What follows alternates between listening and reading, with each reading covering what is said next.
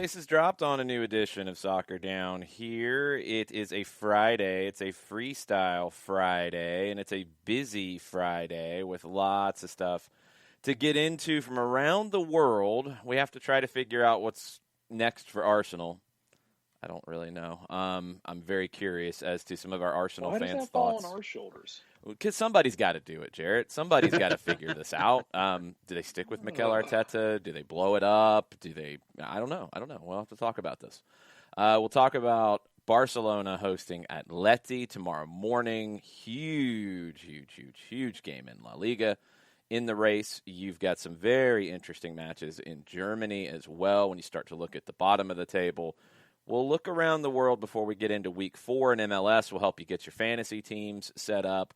We'll run through all of the juice boxes and the matches this weekend. There are some quite intriguing matches. Is this officially a rivalry week, or is this not? Is Heineken on board for the rivalry week this week? I have yet to see a reference of said beer for rivalry. Because you've got LAFC in LA, you've got Portland and Seattle, you've got Houston and Dallas.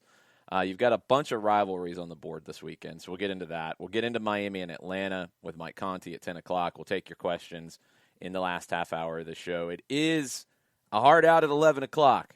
This is not going to be a 3-hour show today. We'll get back to some 3-hour shows coming up at some point because you guys demand it, and we try to deliver what you guys demand, but not today. Sorry. We have things to get to take care of later today. We'll have the run-up later today, which will be deep dive into Miami and Atlanta. That'll be at 7 o'clock. And tomorrow we will have the smorgasbord back in the morning for that Barcelona-Atleti match. We'll be on at 10 o'clock on Saturday morning. Okay. Jarrett, how are we going to fix Arsenal? I don't think it involves firing Mikel Arteta. Is that an okay place to start this conversation? Yeah, that's fine. Yeah. There's people who would disagree with you, but I think that's fine. I welcome them to disagree. I think that's healthy. I think that's a fine place to start. I like Mikel Arteta overall. I guess my thing is, I think Mikel Arteta took you to a Europa League semifinal, and however, I can never tell with artists and Arsenal fans, I can never tell how y'all feel about anything. Is the semifinal good? Was it bad? Does it feel like it fell short? Did it overachieve? I can never really tell how everyone feels about how the season, the results go, whether there are trophies. I'm never really sure what expectations are. So I don't want to tell you, hey, you did great. You exceeded expectations, because I don't know what they are. But if you get rid of him, I want you to think long and hard about who you're going to bring in. Yeah. Well, there's a lot of managerial names on the carousel. Silly season is getting started with managers. Maurizio Sarri's out there, although he's now being considered a candidate to take over at Milan if Pioli doesn't get them into the Champions League. He's also been linked to, of course, Roma at one point. Tottenham is reportedly still being talked about. And Football Italia has reported this week that Sarri is in talks with Arsenal. Football Italia reports a lot of things, and they're maybe about 50% true, but that one has been out there. Even Napoli's not completely out of the realm of possibility for Sarri, according to some. That would be shocking. You've got Rafa Benitez, who's putting it out there like, hey, I want to be back in England. I want a Premier League job. That's what I'm waiting on. I went to China because there were no jobs. He's number 3 on the sack race list right now for odds. Well, it's not the sack race because it'd be the replacement of the sacking, correct? Yes. So you're looking. Well, that's the website. The Sack Race has Mikel Arteta's name up. Okay, that's not a shock. So here's their odds for the next Arsenal manager should Arteta get sacked. Okay. Max Allegri at 13-5. No. People, seriously, Arsenal under Arsene Wenger and the way they've played and the way Arsenal fans say they want their team to play, Max Allegri is the opposite. It's the opposite. You're going to hate it. You might win some, and maybe that's what you need at the moment, but you're not going to enjoy the style of play at all. And Arsenal's been a team, correct me if I'm wrong, Arsenal fans, I've always had the impression since Wenger took over the style is an element here. Maybe it's not anymore because of the recent results, but I'm not buying it with Allegri. Allegri's name's come up so often at this point, I think he's a ghost. Yeah. Brendan Rodgers is your number 2 at 3-1. Get out! Who made this list? Everybody is going. Brendan Rodgers is going to be tied to every job in England because it's easy money if people are laying money on it. Who made this list? Did Mr. Bean make this list? Probably. Come on. Rafa's 3rd at 10-1. That's okay. I can buy into that one. All right. Simeone and Patrick Vieira are also at 10-1. Simeone, no, and again, I don't think that is going to fit. Vieira wouldn't surprise me. I think it'd be a bad hire. I think Vieira is overrated a bit. He's not bad, but he's not ready. He's more ready than Thierry Henry. Right. 11-1, you have Hasenhüttl and Eddie Howe. Hasenhüttl would be a great hire if you could pull it off. I don't think they could. Eddie Howe, I mean, again, it's just like we talked about with Tottenham. Can you sell that? Can you really say that this is the move for Arsenal to be back where they used to be? I don't know if you can. I don't even know if you can with Hasenhüttl. Like, that's a problem for two clubs that, hey, they were in the Super League, guys. They were in the Super League, and now you're talking about hiring like lower tier Premier League managers. That's a tough one. 14-1, you have Paulo Fonseca and Gianpiero Gasperini. Fonseca, I would be skeptical of the way it fell apart at Roma. Gasperini would be amazing if you could pull that off. I'm a little skeptical that he would leave Atalanta for Arsenal at this point. Freddie Ljungberg at 16. What's he done since he was the caretaker? Anything? Is he still on the staff there? Efforting. No, don't. It's going to take you 10 minutes. Don't worry about it. Somebody will answer it in the Twitch pitch.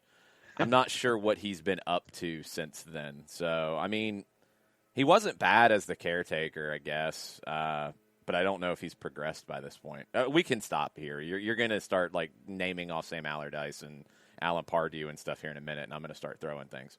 And Frank Lampard to the Gunners would be very funny, Jason Nix.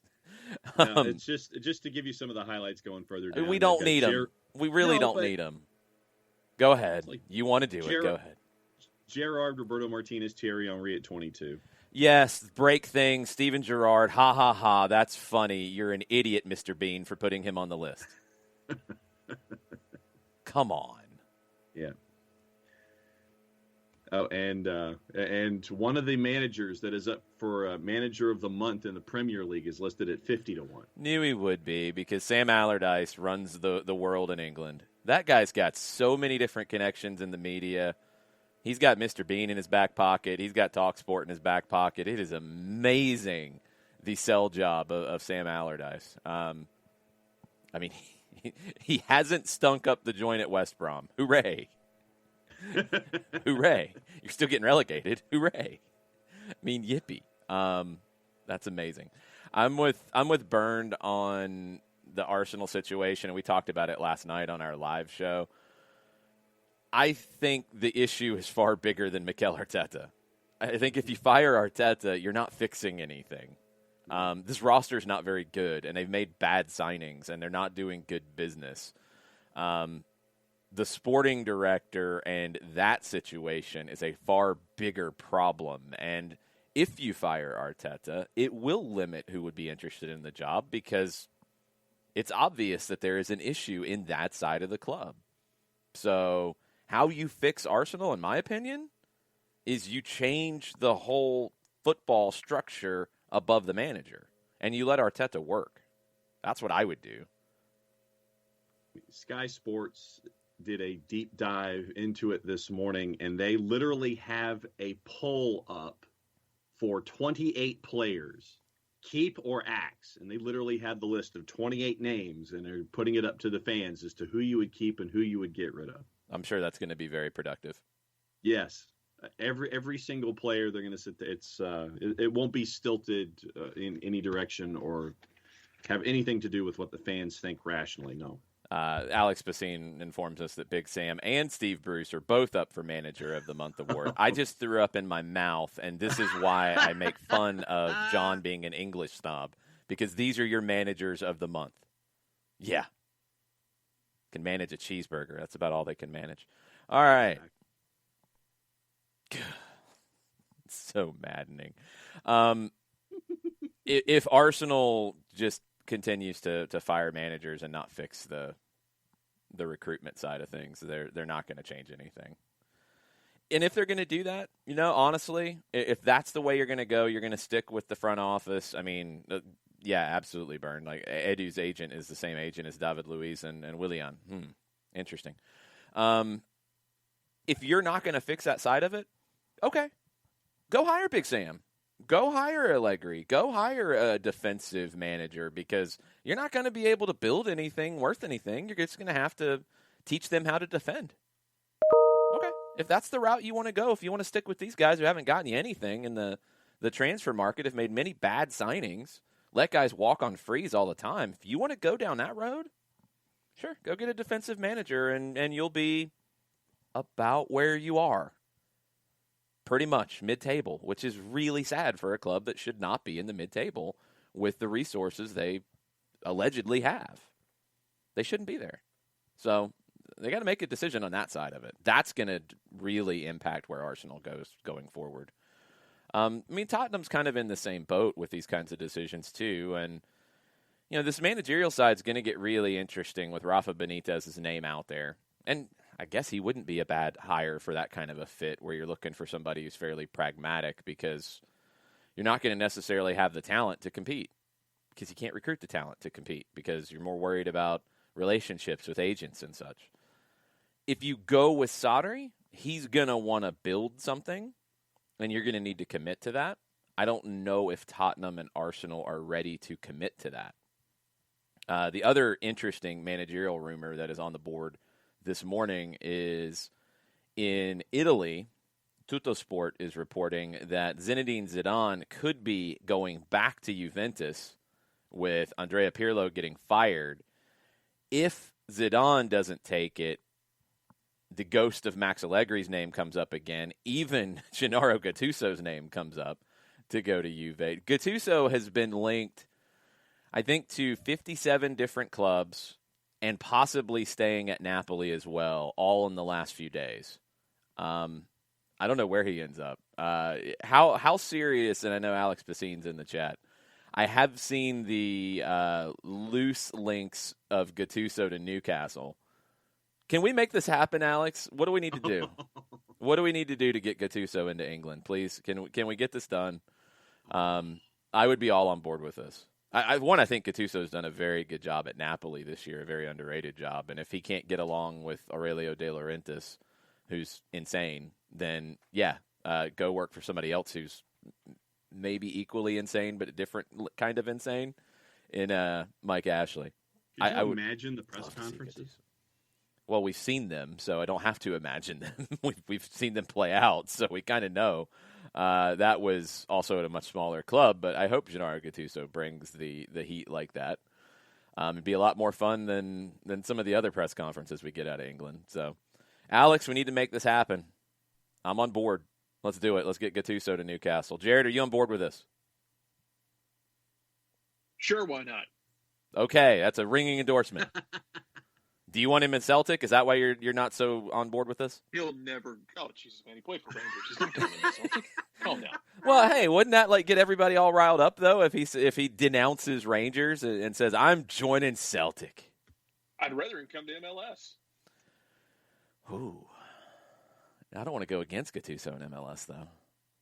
I don't want that. Gattuso comes in and rescues Minnesota. Gattuso isn't going to Minnesota. Come on now. Gattuso in Minnesota would be amazing for just on about 8 different levels. Gattuso in Minnesota would be amazing. It would be. It would need a reality show. See him with the big polar coats at the press conferences. The other one that sticks into my brain about Gattuso and MLS is if San Jose decided to make a change in the middle of the season. No. And No. just No. yeah, if Almeida decides this project isn't working and I need to go, they have a mutual parting of the ways. No. What about City Football Group for your guy Ronnie Dyla? Until Ronnie Dyla stops winning games, I can't really say anything. Yeah, I don't know if I don't know how long it's going to go for, but this train is really fun until it jumps the track. Gattuso and CFG would be interesting. I'm not buying it. Now, Gattuso to Newcastle, y'all are going to make Alex Bassine upset if you keep trying to send him somewhere else. D. Graham wants to send Jim Curtin to Celtic. Well, now Joe Boss wants to send Jim Curtin to Arsenal. But Jim Curtin's coming to Celtic. We talked about this. You better get it done. Speaking this into existence. You better get it done, or you're going to get stuck with Eddie Howe. Stuck is an interesting word to use because you can do a lot worse than Eddie Howe. You could. For Celtic, you could, yes. You get Jim Curtin and Stephen Glass going at it again. Oh, man. I've been trying to speak Jim Curtin into Celtic for 4 or 5 months now at least. Now, Will has taken it a step further. He says, Gattuso fighting Jim Curtin is what I need in life.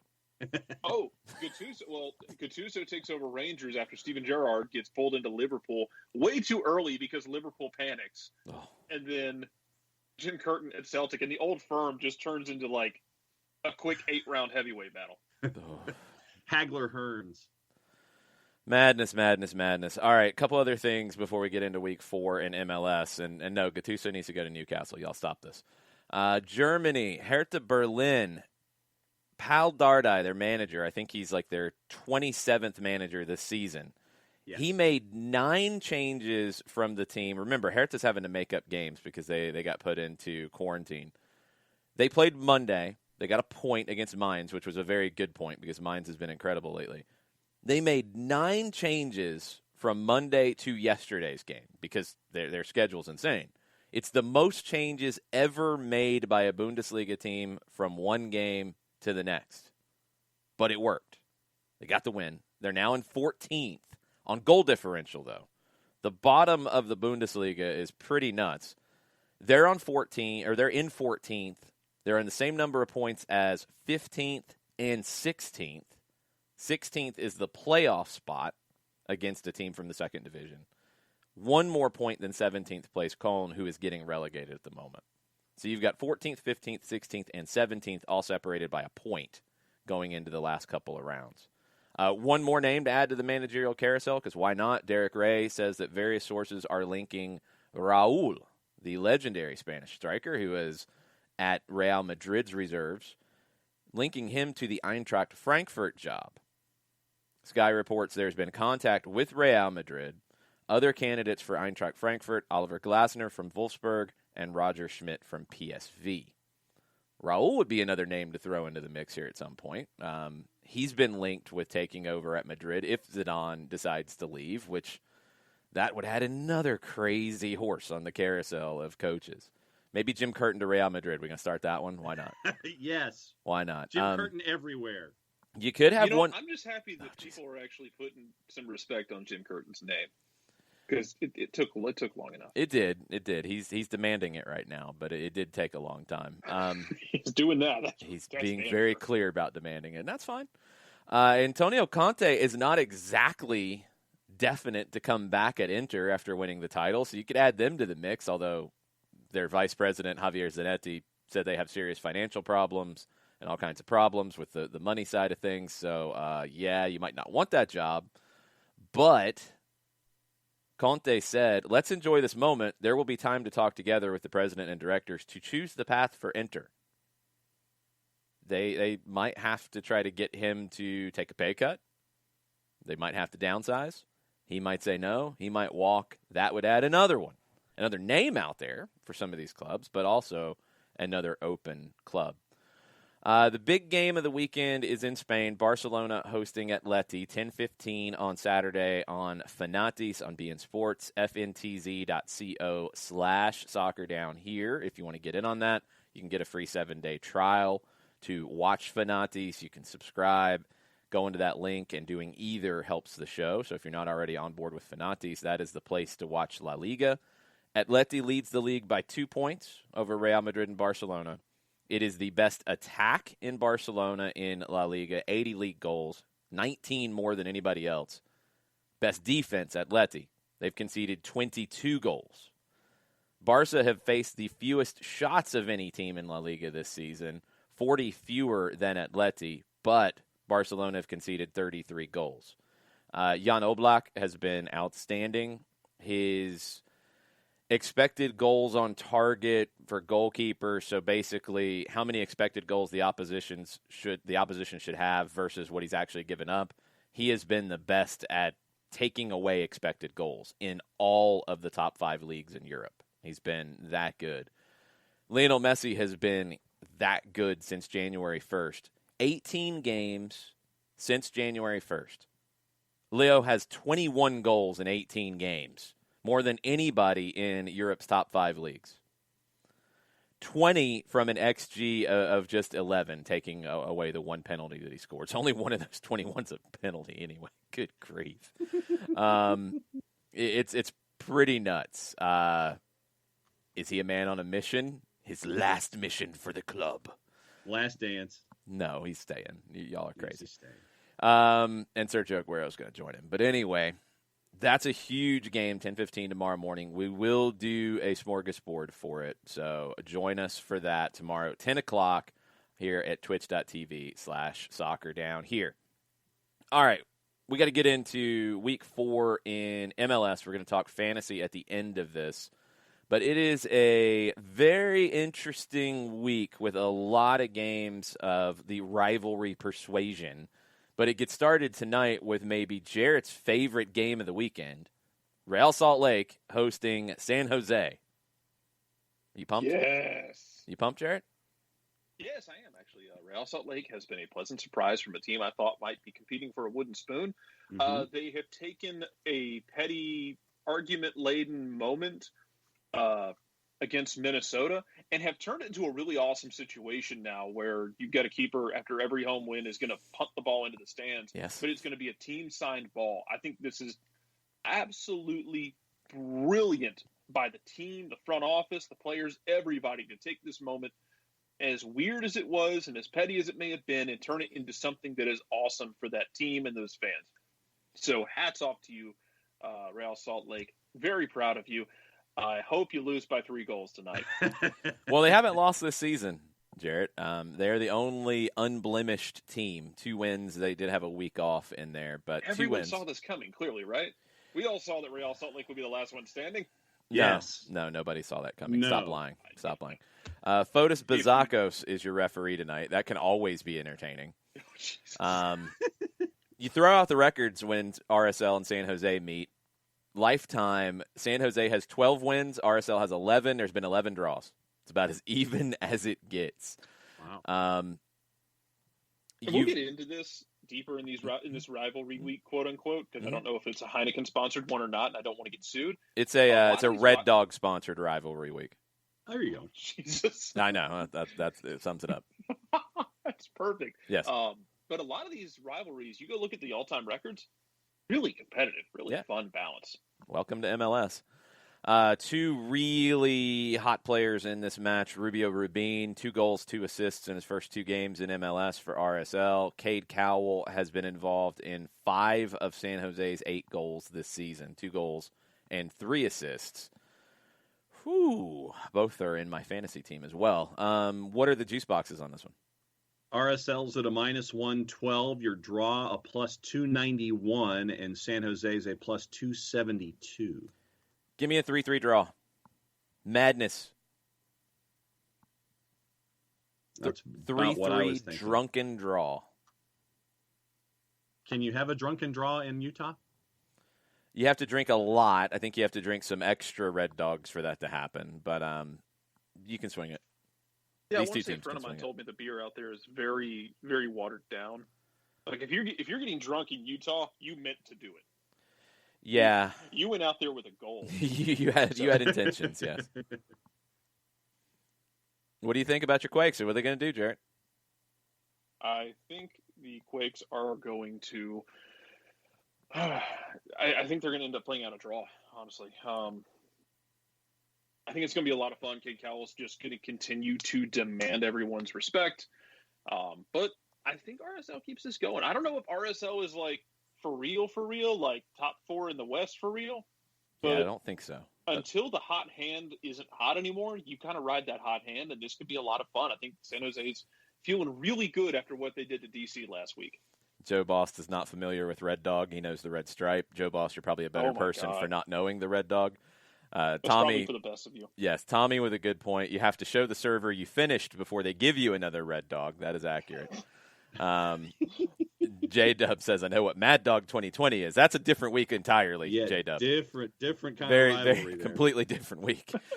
Hey, my favorite one is the dude on TikTok doing the Rusty Rates beers thing where he decided to drink a 12-pack of Four Loko last week. Oh yeah, yeah, that's bad times. That's dangerous.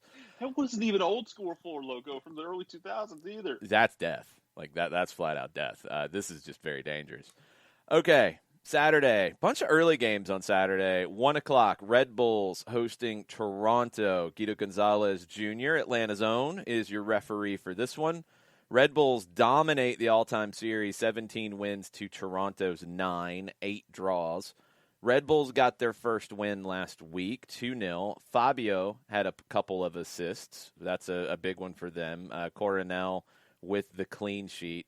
Toronto's banged up. Toronto's, coming off of CONCACAF Champions League. I'd love to know what the juice boxes are here because it could get interesting. Red Bulls minus 101. Your draw a plus 265. Toronto a plus 262. Yeah, they're on it. I thought maybe you'd get a sneaky Red Bulls big number, but I think the Red Bulls will get a win here. Yeah, I put 2 of these players in my fantasy team, so. You put 2 Red Bulls players in? Oh, no, 1 Red Bull. And I put Caden Clark and Richie Larea in my fantasy team. I'm very entertained by the Red Dog conversation in the Twitch pitch. Like people are freaking out because they're too Red Dog in the fridge. This is like my childhood just whipping me in the face. I love it. People are freaking out because they're too young to remember it, and I guess maybe it was a Southern thing, but I don't think it was. It was Plank Road, if I remember right. Yeah, it was. Yeah, it was a Plank Road product. Yeah, but apparently the only place I remember my dad ever getting it was a Winn-Dixie, to be fair. Last time I got it was at a Kroger, so that's probably pretty accurate. It wasn't like Schlitz or anything like that. It was one of the red beers, like Killian's Red was another one in this realm. It just wasn't as good. Red Wolf was like a knockoff version. I forgot about Red Wolf. Wow, that's really bad. The Red Bulls, by the way, I think they're going to get the win in this one. What do you guys think? Let's keep moving before I just think Toronto's too beaten up and coming off of Champions League midweek. I got to go with Red Bulls here. Jarrett? He's looking up Red Bulls. Sorry, I'm trying to. I don't know, man. I almost want to take Toronto just for the Chris Armas revenge angle. I just don't think they can pull it off. Don't know. I'm going Red Bulls. I think they find a way to get it done. 1 o'clock. I'll split the difference and find the draw. Okay, fair enough. 1 o'clock, Soldier Field, Chicago and Philadelphia. Marcos de Oliveira is your referee. Union have 11 all-time wins. Chicago 9, 5 draws. Chicago still looking for their first win in MLS play. So is Philadelphia. I wonder how Philly will look coming off of CCL. We're still waiting to find out how many games Jose Martinez is going to be suspended for. He's out for this one, obviously, because of the red card last week. What are the numbers on Chicago and Philly? Chicago plus 114. Your draw a plus 265. Philadelphia a plus 219. I don't know. You get plus 200 on Philly against Chicago. That's a tough one not to take. I would not pick this game if I was actually using real juice boxes because it feels like one of those that Chicago's not that great at the moment, and now you're starting to see Rafael Wicki change things around. He played Pineda last time. He played a little bit more of a line of 5. It didn't look good. Is he starting to panic a little bit? Philly is possibly going to come in with a letdown after CCL. I would not pick it. If I had to, I would go draw because I think it's going to be a pretty bleh game with two teams that in league right now are just men. Philly, I think, will be suffering from not the Red Dog hangover, but the CCL hangover. Yeah, I'm with you there. I'm thinking Philadelphia comes in just a little woozy, and just because we're not seeing what we are out of Chicago right now, a lesser Philadelphia plus Chicago to me equals a draw. If I had a fake juice box to throw around, it would go on Philly for the win because they're the better team. I just don't know if they're going to be able to play to that level here. Jarrett, thoughts? Chicago, Philly? Philadelphia. Even if they are a little bit slow on the hangover wagon, Chicago's defense still has problems that have not shown me that they've been fixed, and Philadelphia is talented and plays well enough to take advantage of those. Could be a fun game. Like you could convince me that Philadelphia has some trouble defending as well, and you end up with a 3-1, a 3-2 game. We will have to see what level of CCL hangover Philadelphia is on. Is it a Red Dog hangover? Is it a Robin Hood Ale hangover, as Joe Boss says, is one of the cheap beers for him in college times? Is it a Milwaukee's Best hangover? Is it a Mad Dog 2020 hangover? It could be bad. We'll see. We'll come back and reassign that one on Monday. Columbus and DC, 1:30 at historic Crew Stadium. Silvio Petrescu is your referee. All-time series. DC United 31 wins, Columbus 29, 11 draws. Columbus, I really wonder how they're going to come into this. DC, I don't think is very good. This probably will not be a fun game to watch, although DC sometimes, the San Jose game was fun to watch. I don't know if Columbus can do that at the moment, though. What are the numbers? I'm perplexed. You're muted, John. Good job. And I love when you exclaim your anger. You're still muted, which is always fun. Well, but you don't want me to exclaim my anger on an unmuted microphone. I'd rather just don't mute. But anyway, go ahead. Checking on other things. Crew's a minus 149. Your draw is a plus 283. DC is a plus 417. No, that's a teasing number, but no. I have no belief in DC. Nope. Columbus should win. If they don't, they have some problems. And they could be very hungover. They might have the Mad Dog 2020 hangover coming back from Monterrey. I got to go Crew. It's DC to me, just no. Jarrett? No, you're not taking DC in this. I'm actually taking the Crew. I think the Crew get it done almost insultingly comfortably because DC's going to be fun later. DC's not there right now. Allegedly, possibly, maybe. They're not there right now. That part's true. They'll be fun later. I think the jury's still out on that. Oh, I think it will be fun. I didn't say it was going to be fun for DC fans. Oh, fair enough. 1:30 in Nashville. Another home game for Nashville SC. Will it be another draw? Victor Rivas is the referee for Nashville hosting New England. Lifetime, they have played twice, and they have drawn twice. Joe Willis has been very good. There have been some weird things going on defensively for Nashville. New England comes in top of the East. They got the win against Atlanta last weekend. Carlos Heel's been involved in 3 of New England's 5 goals this season. I wonder if these teams cancel each other out a little bit. Nashville's got to get a win. It's not a hot seat time. I think that's been overplayed. But is there pressure on Nashville? Yeah, because they've got a ridiculous amount of home games in the first half. I think it's 11 of 17 or something. They've got to start turning these draws into wins, or they're not going to be able to catch up later. Yes. Nashville's a plus 125. Your draw's a plus 250. New England is a plus 208. I got to take the draw because that's all Nashville's done. That's all these two teams have done when they play each other. I can absolutely see them canceling each other out. I think it's a draw. I do too. Jared? Oh, you're waiting on me. Sure. Oh, okay. There's no toss. Some professionals you are. Jared, what do you think? Thanks for asking, John. I'm kind of in the same boat with Nashville that I think it could be a draw, but it's going to be one of those draws that Nashville's going to be mad because they drew at home, but I think New England is for real a contender in the East and will be a problem throughout the year. Look, one of Nashville's draws involved 30-something shots against Cincinnati, where they probably should have scored like 6 goals. I think Nashville will be fine. They're in the middle of a kind of a weird stretch. They can't seem to get off the schneid, and now they have to welcome in a New England team that can cause them plenty of problems and can be a really tough matchup. It's just a bad time to have to play this game at home. I think it's a draw, but I think it's going to be the kind of fun game that if you're Nashville, you don't need to panic.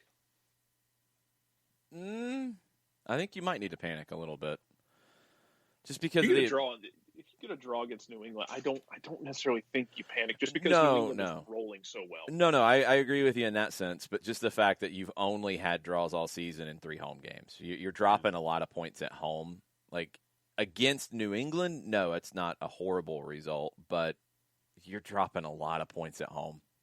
And you're blowing through home games with 1-pointers rather than 3. So that's a problem. We'll see how they handle it. It's going to be a little test of adversity early on for Nashville in this one. Vancouver and Montreal from Sandy, Utah. This is a 3:00 kick. Rosendo Mendoza is your referee. Absolutely even between these two teams' lifetime. 5 wins apiece, 1 draw. Vancouver has looked good until the loss to Colorado. Montreal has looked good. They are undefeated. Another draw. They've looked good because it's been a surprise. Vancouver's actually looked a little bit better, I think, in the game so far. Gwen agrees. What are the numbers? Vancouver's a plus 188. Your draw is a plus 270. And Club de Foot Montréal is a plus 129. Montreal's a plus 129. What's Vancouver again? Plus 188. I'm taking Vancouver. Like, they're at home. Yeah. Early start, at home. Montreal having to travel. I've got to go Vancouver here. Yeah, I'm going Vancouver. That's a weird set of numbers. Jarrett, what do you think? Yeah. It's a set of numbers that tells me to go Vancouver. Yeah, I actually like Montreal. I think they've kind of outperformed their numbers a bit in terms of what I thought they were going to do in terms of the goals and whatnot. But you can't argue with you never apologize for 3 points no matter how you get it. But man, we've already had people on this show talking up Vancouver. We might as well just get on the damn wagon. I'm not doing that yet. I'm not getting on the wagon for Vancouver yet, but I do think they can beat Montreal in this one. It is at Rio Tinto, Jason Nix. I think Vancouver takes it. The Lone Star beer match of the day is Dallas and Houston. These teams don't like each other. 3:30 How do kick. they not like each other? I don't know. You tell me. What is that supposed to mean? You didn't really you set said that up they don't very like well. each other, and so usually there's that question. Okay, so how do they not like each other? They just don't like each other with the fire of 1,000 suns. Just the most casual slander yes. this week was amazing. Yeah, that's pretty good stuff. Alex Chilowitz is your referee. 13 wins for Dallas, 12 for Houston, 14 draws. These all-time series are so even. It's so funny. Dallas looked really good against a bad Portland team last weekend. Houston looked good in a 1-1 draw with a undermanned LAFC team last weekend. Tyler Pasher's been impressive for the Dynamo. Finally, you got something from Andres Ricarte of Dallas, of course, after I dropped him from my fantasy team. Thank you, Andres. I appreciate it. What are the numbers on Dallas and Houston? Dallas is even money, plus 100. Your draw's a plus 265. Houston, a plus 256. It's not fun, but I'm going to go with a draw. Yeah. 1-1. I'm not buying into Dallas. Cowards. Yeah, pretty much. Houston? Yeah. Katie thinks the Houston shade was hilarious, and Chiefs coach Steve wants to put Jarrett, what do you think, on the back of his new jersey? I guess that's better than sorry, Alex. Is That's it? a T-shirt. Is it really better? I don't know. I'm not so sure. J-Dub, we'll find a one-sided rivalry in MLS. We'll have to find some. I mean, Atlanta-Orlando is a one-sided rivalry in MLS. Atlanta-New England was one-sided until last week. It was. I mean, it still is one-sided. It's just one win. We'll find a few. Atlanta-Colorado is one-sided. That's not a rivalry. Come on now. That ain't a rivalry. Okay, this is a rivalry, and this is. I don't know what Florida's cheap, nasty beer is, but Orlando City hosting New York City because they came in at the same time. They play every year. They've opened seasons plenty of times. It's a rivalry. Orlando's had the better of it. 6 wins, NYC 5 draws, barely. Robert Sabiga is the referee. Orlando City's undefeated. They have 2 draws and a win over Cincinnati, which is like half or 3/4 of a win, because Cincinnati's been very bad. New York City, back-to-back wins after a loss on the opening weekend. They beat Philly 2-0. Valentin Castellanos got up from being poleaxed by Jose Martinez and scored in his 3rd consecutive game of the season. Jesus Medina has been very good, 3 goals in the last 2.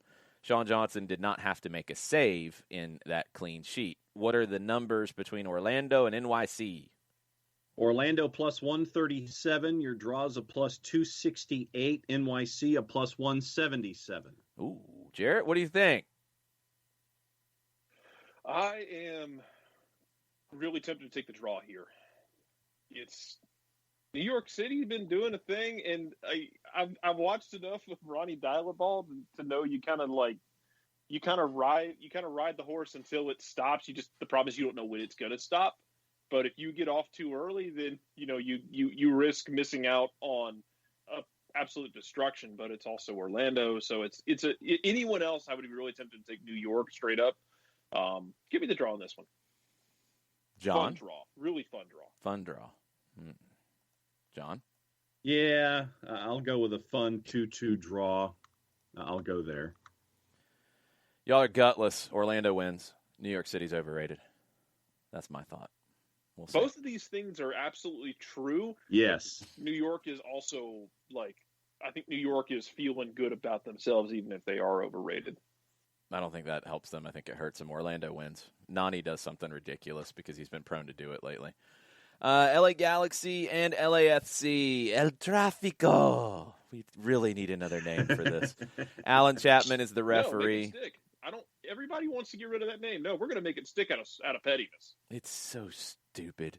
Galaxy 4 wins in the series. LAFC 2, 3 draws. Somewhat one-sided series, although it's starting to narrow up a little bit. Galaxy lost their first game. Kind of bad in Seattle last week. LAFC undefeated, not really inspiring a lot. We don't know if Carlos Vela is going to be available yet. They have not spoken on his availability, which is a little surprising. We'll have to see. Again, Bob Bradley really messed up by subbing him out of a game, and then he hasn't played since. Right. Really got that one wrong after all the exhortations and stuff. Yeah, anyway. What are the numbers here?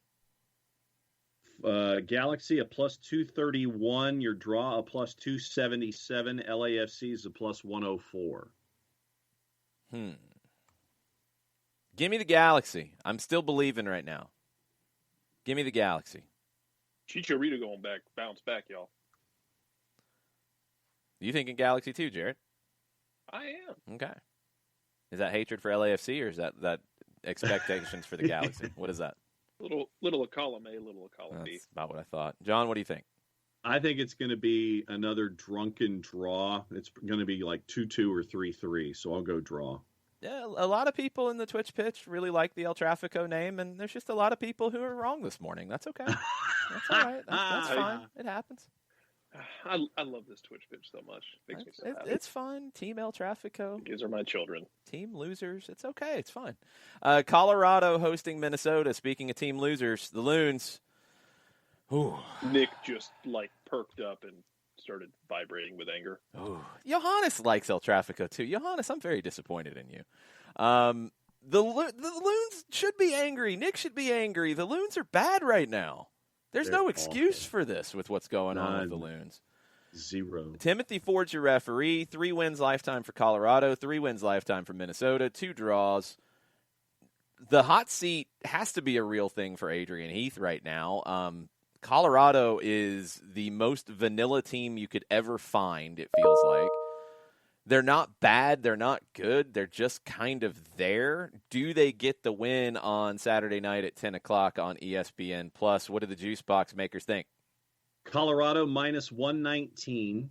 Your draw's a plus 307, and Minnesota is a plus 280. Ooh, that's a big number to tease the Loons. Uh-huh. Jarrett, you falling for it? Man. I am looking hard at that draw because this is some MLS after dark we're getting. This isn't an 11 o'clock kickoff like the gods blessed us with last week. This is still MLS after dark for those of us on the East Coast.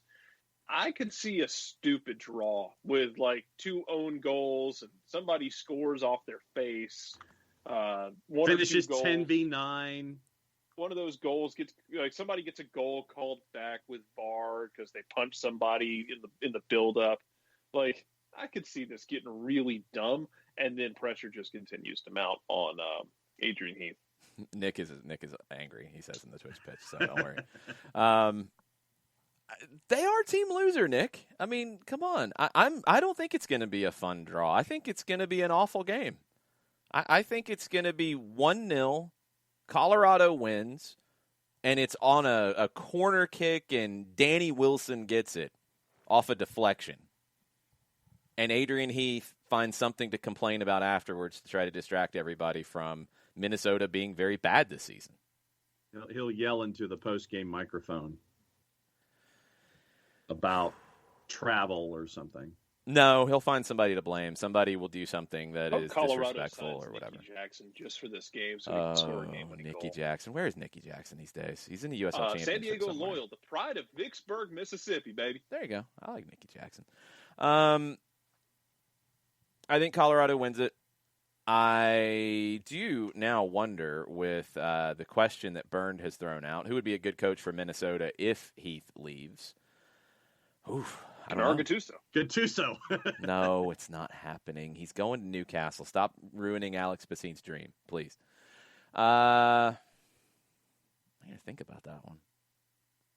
Maybe Pineda from Seattle.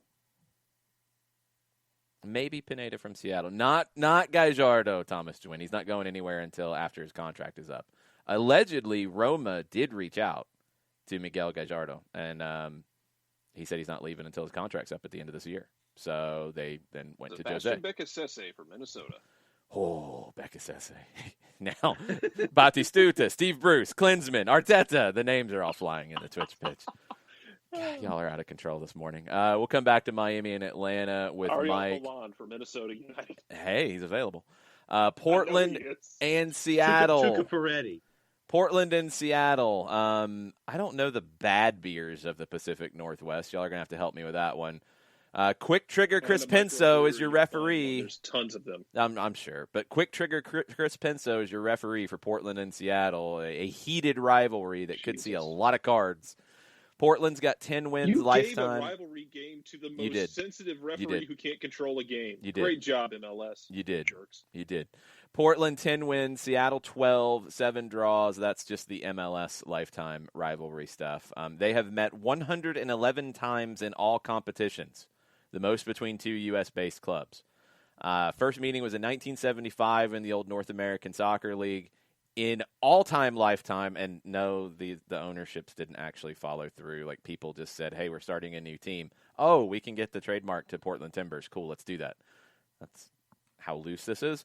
But Seattle's won 54 times. Portland's won 42. There's been 15 draws. What are the odds in the Cascadia Cup Derby? Cascadia has Portland at a plus 188. Your draw a plus 246. Seattle a plus 139. Portland will have the CONCACAF hangover. Seattle has been outstanding. It is at Providence Park. There will be some number of fans in the building. I want to take Seattle, but I don't feel good about it. I'm going to go Seattle.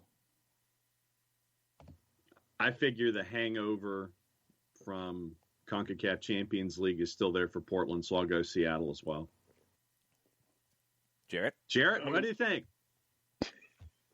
I'm in the same boat. I think there's a bit of a hangover there, and Seattle is capable at any given moment to just physically impose their will upon you, and I think they do that against Portland in a really tense game that Chris Penso loses control of. Both managers get yellow cards because Chris Penso does not know how to actually control people without yellow cards. Yeah, my biggest prediction for this one would be that Brian Schmetzer, Giovanni Savarese, and Chris Penso are all yelling at one another before the first half is over. Oh, yeah. Yeah, of course. Absolutely. Like all at the same time, like all at midfield. There's something that brings them all together to just yell and scream at one another. Last game of the weekend, Sporting Kansas City and Austin. It is on Sunday at 7:30 on FS1. Austin ain't too bad, y'all. Diego Fagundes looking good. Cecilio Dominguez looking good. Sporting's coming in off of a loss, a kind of bad one to RSL, 3-1 last weekend. Alan Polito got his first goal of the season. How do the Juicebox purveyors feel about Austin FC?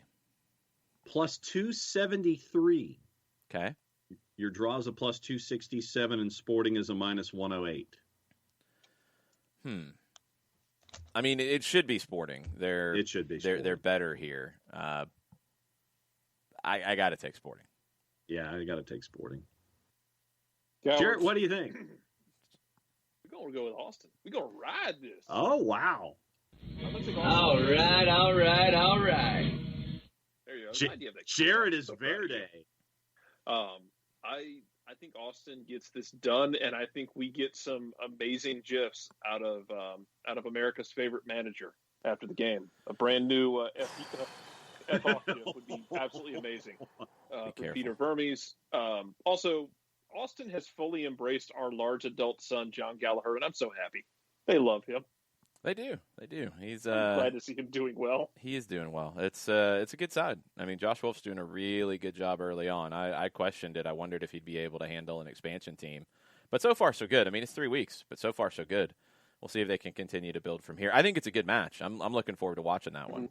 Yeah, but I think absolutely. Sporting is too good, and they take it. All right, we don't have a lot of time, but we got to go through the fantasy side of things. We'll come back to the kind of the league ratings and stuff, but it's always good to follow up with our thoughts on fantasy right after we talked about all the games. I'll give you my lineup. I'm in a 3-4-3. I've got Aloy Room in goal because I disrespect DC. That's why I have Jonathan Mensah in my back line because I disrespect DC. Brad Smith and Andrew Gutman are also on my back line because I think they're outside backs who can get forward and contribute in the attack and notch some points.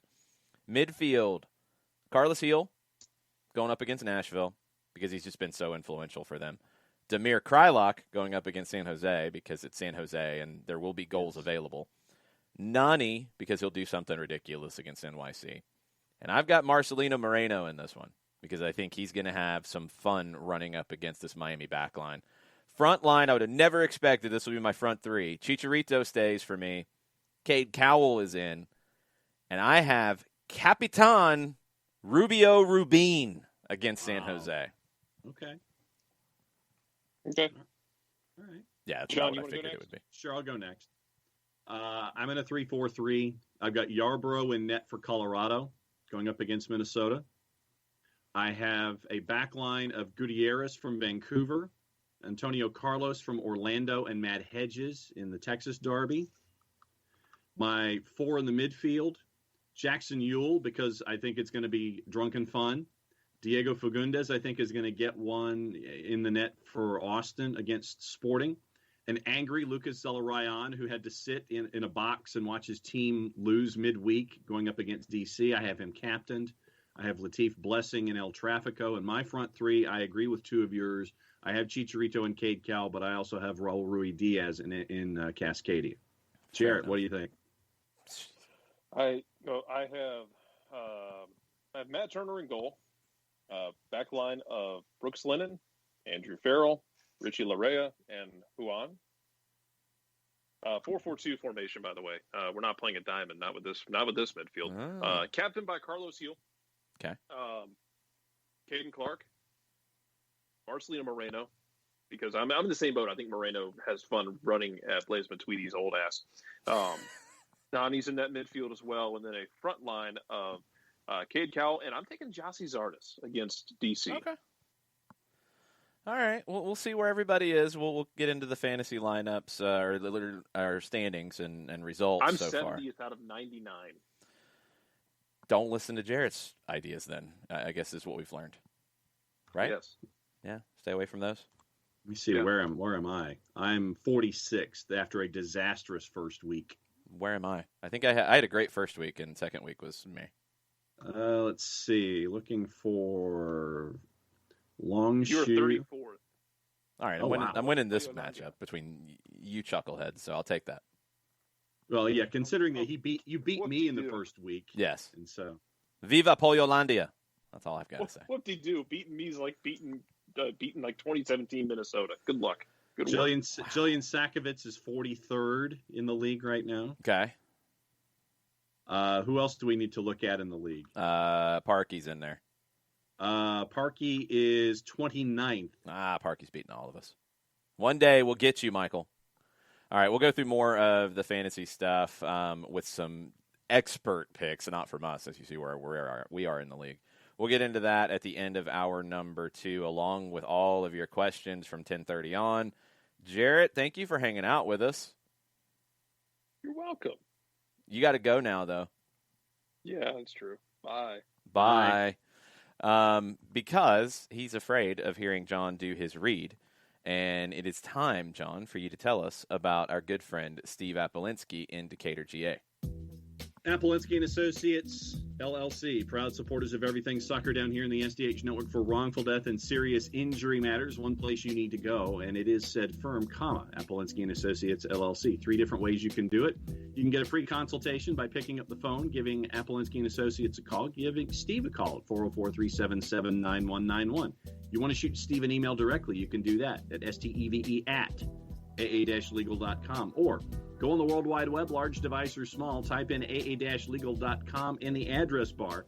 Hit the enter key, the return key, the arrow key, whatever advances you to the home page, and you can take a look at everything Apolinsky and Associates LLC has to offer, all the different cases they can handle for you, all the different awards that they have won in their over 30 years of experience, as they have garnered over $40 million in judgments for their clients in Georgia and Alabama, Eastern Time Zone and Central Time Zone represented for their clients. Recognized as Legal Elite by Georgia Trend Magazine for being one of the top 100 firms in this here state of Georgia. It is Apolinsky and Associates, LLC, proud supporters of everything soccer down here and the SDH network. The website is aa-legal.com.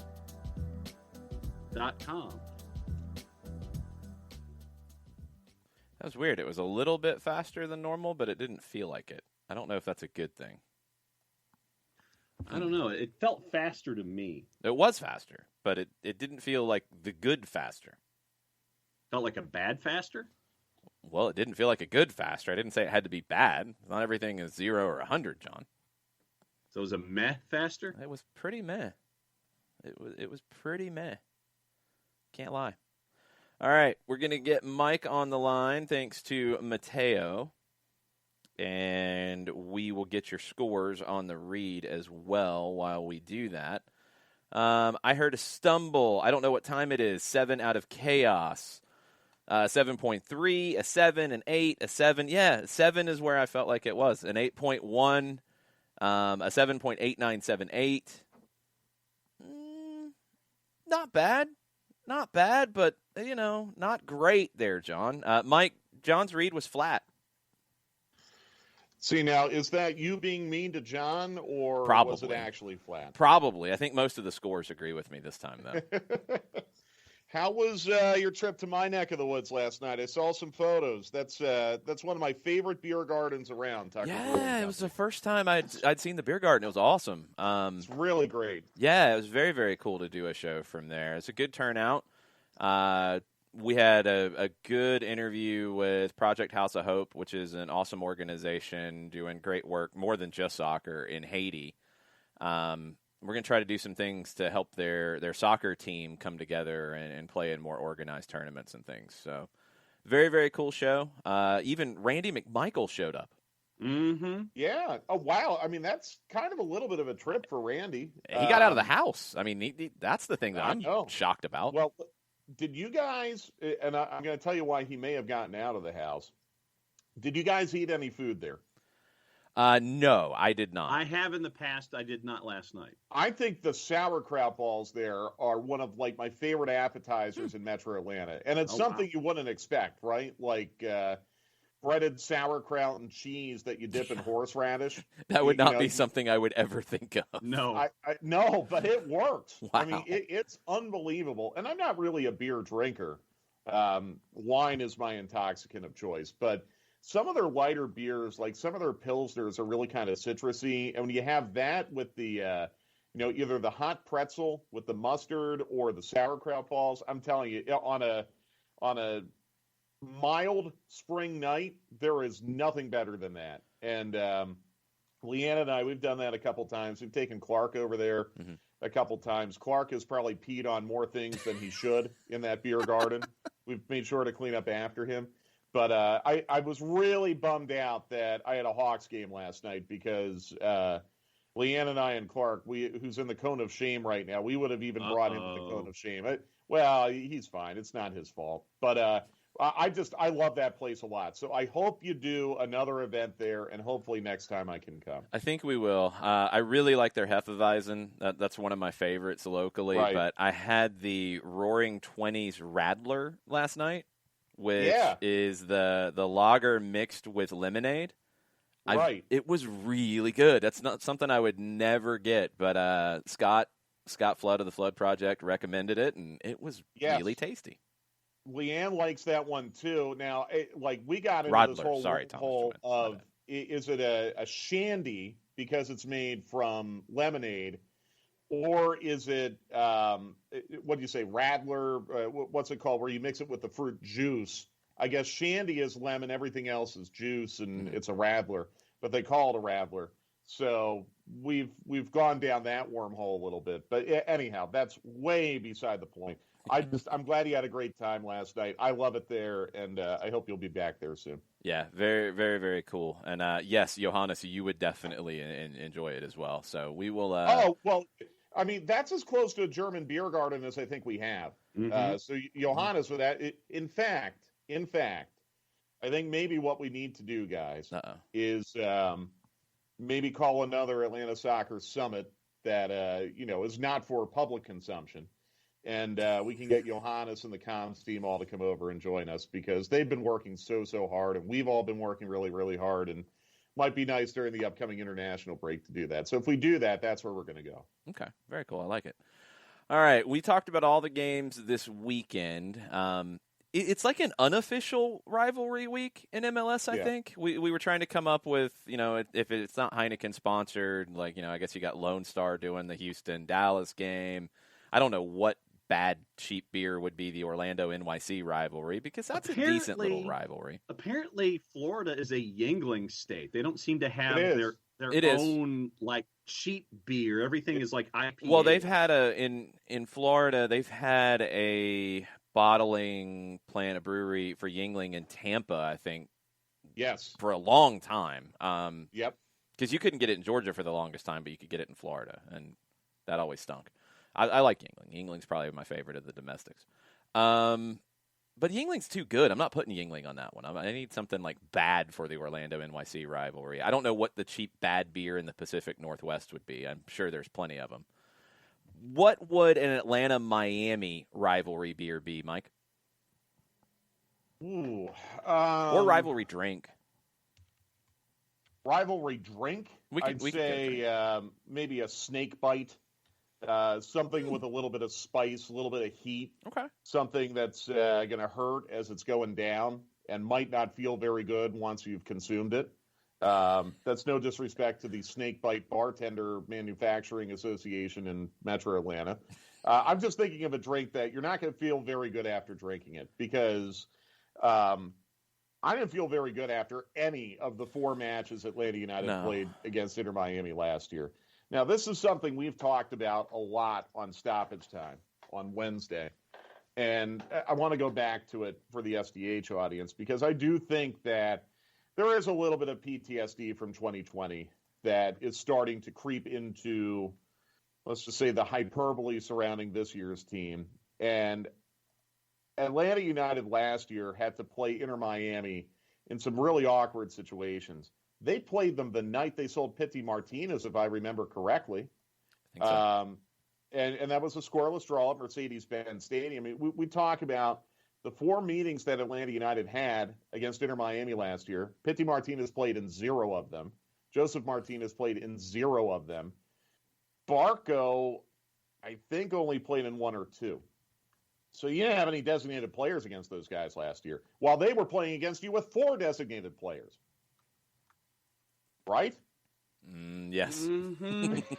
Yes. And yeah, still haven't seen that. Still haven't seen that sanction announced, by the way. Still waiting. I'm waiting for a couple announcements, by the way. That sanction would be one of them. Yes. Should be hearing from Disco today about Jose Martinez, but that's another issue. Anyhow. Yeah. That one should happen today. That one's still at least on track. Right. So here's the thing. Atlanta United was really, really undermanned last year against Inter Miami and still played against them rather respectably. They got a couple draws. One of the losses, I think, was really controversial. I'm trying to remember back to there was a really odd use of VAR in that match, and Shocking. Nico Figal should have been sent off and was not. I think it was the same match where there was the penalty and the penalty retake, and Atlanta United missed on the retake, and I think that was all in the same match. I'm not positive. Good grief. And then Pro came out and admitted to an oopsie in that match. Well, did they? Because the Figal one, they didn't admit to it, but they said they were sorry, but they didn't publicly admit to it. I'm sorry, they did not publicly admit it, but they may have communicated to one of the affected clubs that they had an oopsie. Possibly. Dogs are bad. No. And just to be very clear, we're not giving privileged information. We spoke to someone with one of the affected clubs who said we could say that. Yes. So anyhow, these were difficult matches for Atlanta United last year. I think this year is going to be different. And here's why. Because even though Atlanta United is in a little bit of a awkward match compression spot right now, even though this match is being played on the road, I just think this Atlanta United team is so much better and so much further along, even at this early point of the season this year, than they were at any point when they played Miami last year. On top of it, I think Robbie Robinson being out for Miami is a major loss. I think that's huge for them. And I'm still not 1,000% clear. I don't know if Phil Neville made it clear yesterday if the Higuain brothers are back and going to play or not. We'll get their match notes later today. Johannes, if you're listening, go ahead and shoot them over to me now. I'd appreciate it, but that's just me. We'll get their match notes later today, and we might get a hint on the Higuain brothers' availability, but that could be significant, too, if neither of them are available, or if they are available, if they might not be able to start. Figal being out is obviously really big. McCoon, I guess, is going to play a lot in his place.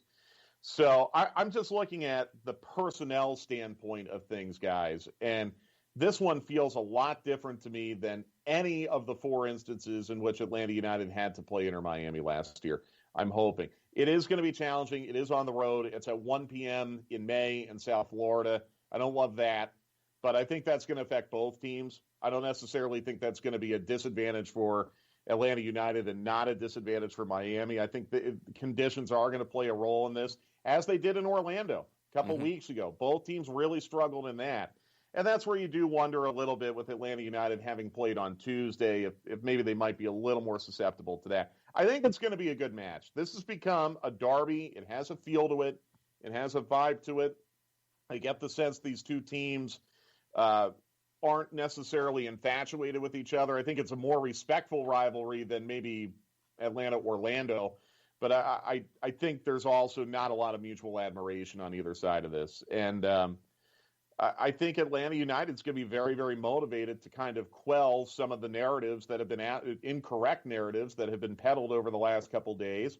I look for Atlanta United to play a very intense 90 minutes Sunday afternoon. Really looking forward to it. I think the intensity in this match is going to be off the chart. So a couple of updates from Michelle Kaufman of the Miami Herald.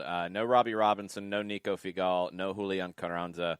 Hamstring for Robinson day-to-day. Hamstring for Figal, might miss a few weeks.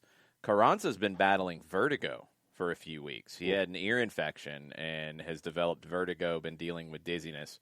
They're having to treat it almost like a concussion, because you want to get him back to normal activity, but you got to see how much activity he can handle before he gets there. Phil Neville said that Christian McCoon will see more minutes, barely played last year. I believe the Higuain brothers are back. I haven't seen that they're out for this. I think they will be back. I don't know how much they've trained this week. I think will be the biggest question is how sharp they'll be. I don't know if Federico will go straight back into the starting lineup, but I would assume that Gonzalo would. Yeah, I would assume the same. Again, being available for selection and being able to play 90 minutes are two very different things. So I don't know when they got back into the team. I don't know when they got back training. That is significant. Gonzalo Higuain and his availability is very, very significant to this match. With all due respect to Federico, I mean, yeah, it would be great to see him too. And I understand he did score a goal against Philadelphia, but Gonzalo is kind of the key. Yeah. But how much they have trained this week, I think, could go a long way to whether or not they start or come off the bench. I just got a text that tells me it looks like it's almost certain that they are going to be available. So there you go. And that'll help Miami. That's big. I mean, if you're taking Figal and Robinson and the two Higuains out of the mix, now they're really in a spot. They're in a jam. And they may have to play kind of tactically, which they kind of did against Nashville. They really conceded a lot of possession. I think what the shot off the top of my head, I don't have my notes in front of me. I think the shots last Sunday were 21-6 Nashville. I think the possession was like almost 70-30 Nashville. Miami conceded a lot of the possession last Sunday. It was 59-41 Nashville. And no, it wasn't quite as much on that, but Miami only had 5 shots. So it was 10-5 on shots, 3-2 on target.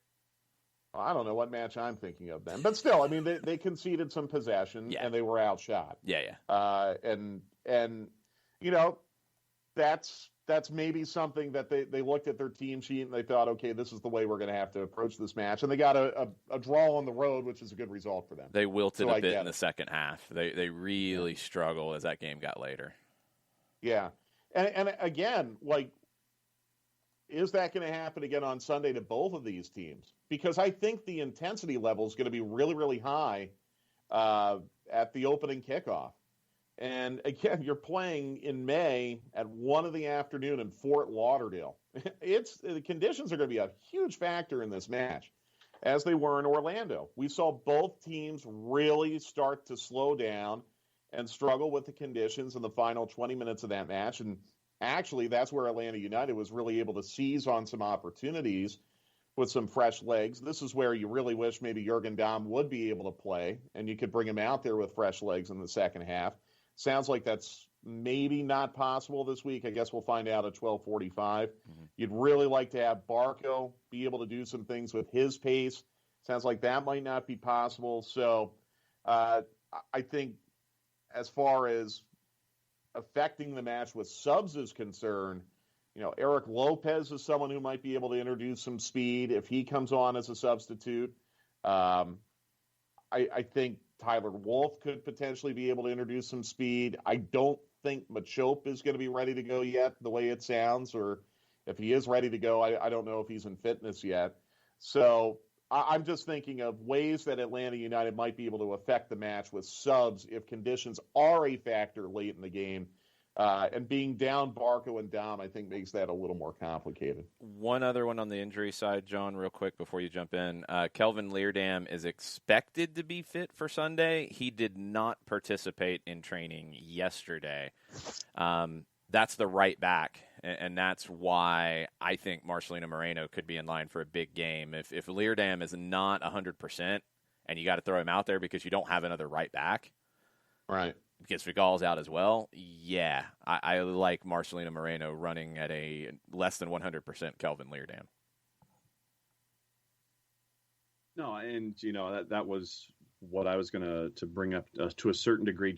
I think that the speed that's there for Atlanta United, I think, can take advantage of that back line for Inter Miami, and especially in these conditions, in that 1:00 start where I'm anticipating hydration breaks and all that kind of stuff. I think that this could be one of those where that speed for Atlanta United could take advantage of what Inter Miami doesn't have or won't have in multiple sections coming into this one, Mike. Yeah, I agree. I totally agree. And that's where you want the connectivity for Atlanta United to be as good as it's been all season. Even on Tuesday, it was really good. I mean, Sosa was really being a good connector, and there was really, really good link-up play for Atlanta United until you got into the final third, which Jason and I think ad nauseum have gotten into how that's going to be the final element to really fall into place for Atlanta United this year, and that is going to take time. So I want Atlanta United to play their game. I want them to dictate terms, dictate the tempo, and I think they're going to be able to do that. I really am. Again, I would love to have Barco and Dom in this game. Sounds like that might not be possible. I still think you're going to be okay. One question I have is Lisandro Lopez going to be available for selection? If not, what are you going to expect of Joseph, who had to play in a starting role on Tuesday? Is this a match where Kubo Torres could potentially start? Is this a match where Jackson Conway could get into the game? That's one of the questions I have just as far as how it's going to look in the final third for Atlanta United. But, yeah, John, I agree. I mean, I think Atlanta United hopefully will be able to dictate the tempo of this match, and that should play to their advantage even though they're on the road. So far for Miami this season, the Higuain brothers and Figal have been their best players according to the ratings. LGP has been good so far this season as well. He's kind of bounced back to form. I thought last year he didn't really look himself with Miami. He's looked a lot better this year. But beyond that, there are some questions, especially about the midfield. Blaise Matuidi hasn't looked like a designated player or a TAM player, and I guess he's a TAM player this year, and I guess they'll get punished at some point for playing him as a DP last year, but we don't know. Gregore, the central midfielder from Brazil who's come in, has been all right. It's a lot of all right past that. Lewis Morgan hasn't really been what we saw last year from him, where I thought Lewis Morgan was one of the best players in the league in 2020. Yeah. He's been kind of just anonymous so far this year. I think we've spent so much time on Gabriel Heinze and what's going on and what's being developed and where the pathway leads. Miami's in the same situation in a lot of ways because Alonso last year, pretty, defensive, wanted to be combative, wasn't really a guy who was looking to play, entertaining soccer. Phil Neville, if you paid attention to the England women's national team, they wanted to play, and they wanted to play in a 4-3-3, and they wanted to spread the field, some of the same principles that Heinze's doing. I think they're going through some of that same transition that Atlanta is in terms of understanding the way their manager wants them to play. So they're not really hitting it full stride either at the moment. Yeah, I was just going to say that. And I think given the changes that they've gone through, they're actually doing okay. Yeah, they are. They to be 1-1-1, that's really not that bad. Given how different this must be for them. I think Inter Miami last year, most of the season, they led the league in fouls conceded. This year, I want to say they're and I don't have my notes in front of me, but I want to say they're bottom 5 in the first 3 matches in fouls conceded. And I know that might not sound like a significant stat, but that to me is a big hint on just how they've been much, much different, much less negative and tactical this year. But when you have players going in and out for whatever reason, injury, having to go home, whatever, that complicates things a lot. I also wonder, too, they're sharing their training ground with another team. I wonder if that's created any kind of challenges for them. And maybe not. Maybe I'm just overthinking that a little bit. But I know that, if I had to go into the office every day and suddenly there were twice as many people in the office and I only had half the time to do what I needed to do, that might be a little bit tricky to deal with. And I could be totally wrong. I might be absolutely overthinking that. But the other interesting element, too, for Inter Miami guys, correct me if I'm wrong, don't they also play this coming Wednesday? Don't they play Club de Foot on Wednesday coming up? Believe so. So I wonder how Phil Neville Yes. approaches things from a rotational standpoint. He doesn't really have – first of all, Miami last year, it felt like they had 40 players on their roster. They didn't actually, but it felt like they had like 40 different guys on their roster. And that, when they were signing guys like Leandro Gonzalez-Perez in July of last year, you're wondering, how are they even going to fit this guy in? They have so many players. This year, it's a much smaller group. And now it's been impacted with Figal's injury, with Robinson being out, with the Higuain brothers going home, with Carranza being out. I wonder what Phil Neville might be thinking as far as we've got to play Sunday, not Saturday, Wednesday, Sunday, Wednesday, which is a really tight turnaround. What, if anything, can he do to approach Wednesday's match responsibly? That's also going to be played in Fort Lauderdale. I don't know if Miami's the home team or not, but they won't have to travel. That's just one more element to it that I think Miami's going to have to sort out because they've got a lot of work coming up over the next week, and we know what Heinze's philosophy is on rotation. I don't know if we really know what Neville's philosophy is on that yet. I don't know if he's going to be able to. I mean, you look at the roster for them. Up top, Gonzalo is going to be the man because you don't have Carranza, you don't have Robinson who could go out wide. You don't really have another number 9 with Carranza out. So I think Gonzalo is going to have to go in both of them. You do have Rodolfo Pizarro who could go up top as a false 9 like we saw in Nashville. It didn't really look good. In the midfield, you can use Federico, maybe starting one, coming off the bench in the other. You've got Victor Ulloa who can spell people. Jay Chapman's a solid player who can spell people. But then past that, you're turning to guys like George Acosta, who hasn't played much. If you're going to try to give Blaise Matuidi or Gregore time off in the back, you have hardly anything in the back. Breck Shea might have to play as an outside back in one of the games, as a left back. You don't have another center back beyond LGP and Shawcross. With Figal out, or you're going to have to turn to Christian McCoon, who's barely played. You've got Ian Frey, who's a homegrown, who hasn't played yet. Like, you don't have any options on the outside, really, and that's why if Leerdam is not 100%, but you still have to play him, you've got to run at him. Because they don't have another right back. They don't have one. It was Figal was the other one, and I think what they were trying to get to was using Figal as a right back sometimes and playing Shawcross and LGP in the middle. But now with Figal out, you're kind of stuck. Like I think he would maybe like to rotate. He's going to have to rest guys against Montreal. I don't think he's going to have the luxury of doing it against Atlanta. Well, also, it sounds like Robinson's kind of day-to-day, so maybe he would be back for Wednesday. They got to be really careful because they rushed him back last time, and he did the hamstring again 11 minutes in. I think they've got to be even more careful than that. Hamstrings are tricky. But, again, if you're thinking maybe the Higuains can only give you 30 to 45 on Sunday, maybe they can give you a little more on Wednesday. I mean, that's a them problem. I'm just wondering if that might affect the way that Neville sets his team up for Sunday. I'm just looking for any little hints right now. Yeah, I don't think so. I think Montreal will be very pleased to know that they're playing a 1:00 game on Sunday and then turning around to play on Wednesday. Yeah. I mean, I was going down the Fort Lauderdale rabbit hole while the two of you were talking. I mean, they've got a match tonight against Union Omaha, and then how does that give you any roster help in the midweek? You don't have guys on MLS deals, so it doesn't matter.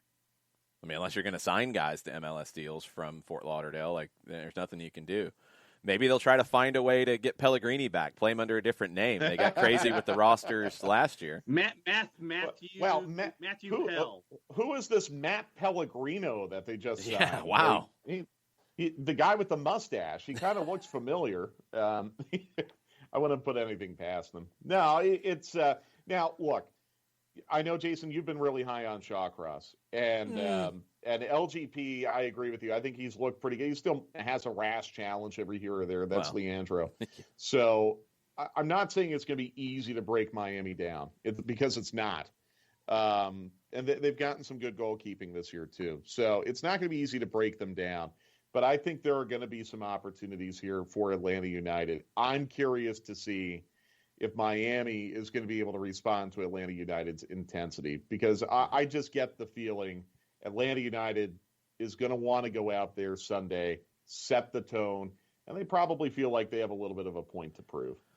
I'm almost tempted to say that you'll see Heinze maybe go with fresh legs early to be able to maintain that intensity throughout the 90.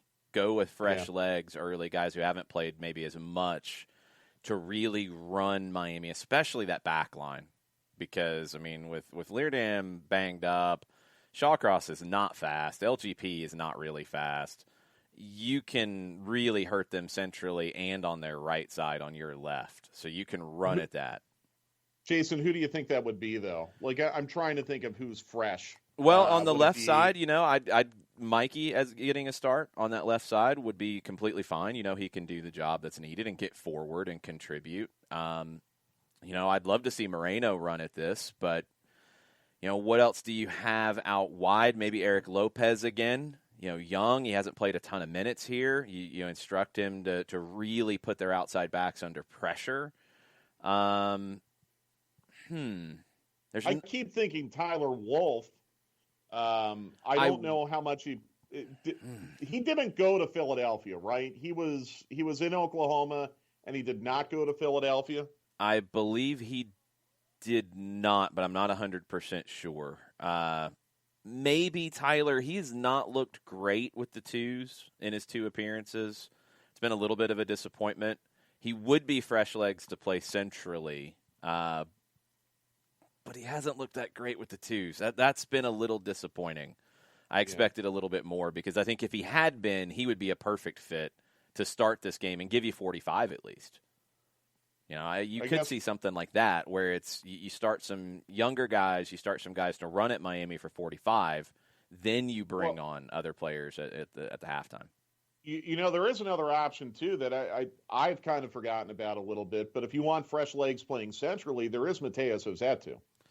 Yeah, and he's got 45 under his belt with the twos last week, and he looked really good in doing it. I think he had one misplaced pass out of 40-plus passes in 45 minutes. Yeah, he could probably get you 45. I mean, he's not going to be fully sharp, but he could get you 45, I think. I think that's a safe guess at this point. That would be an interesting addition.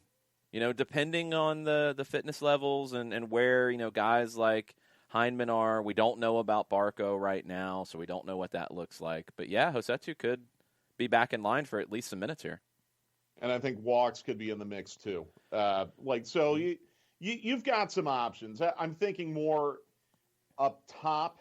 You might be a little more limited on the fresh legs conversation, but I think centrally and in back, and I really like the idea of Mikey Ambrose, especially with his familiarity against Inter Miami. I think that's another. You could give Bello 45 off or 60 minutes off. That'd be a great thing to do. He's played a lot of minutes here early. Yes, he has.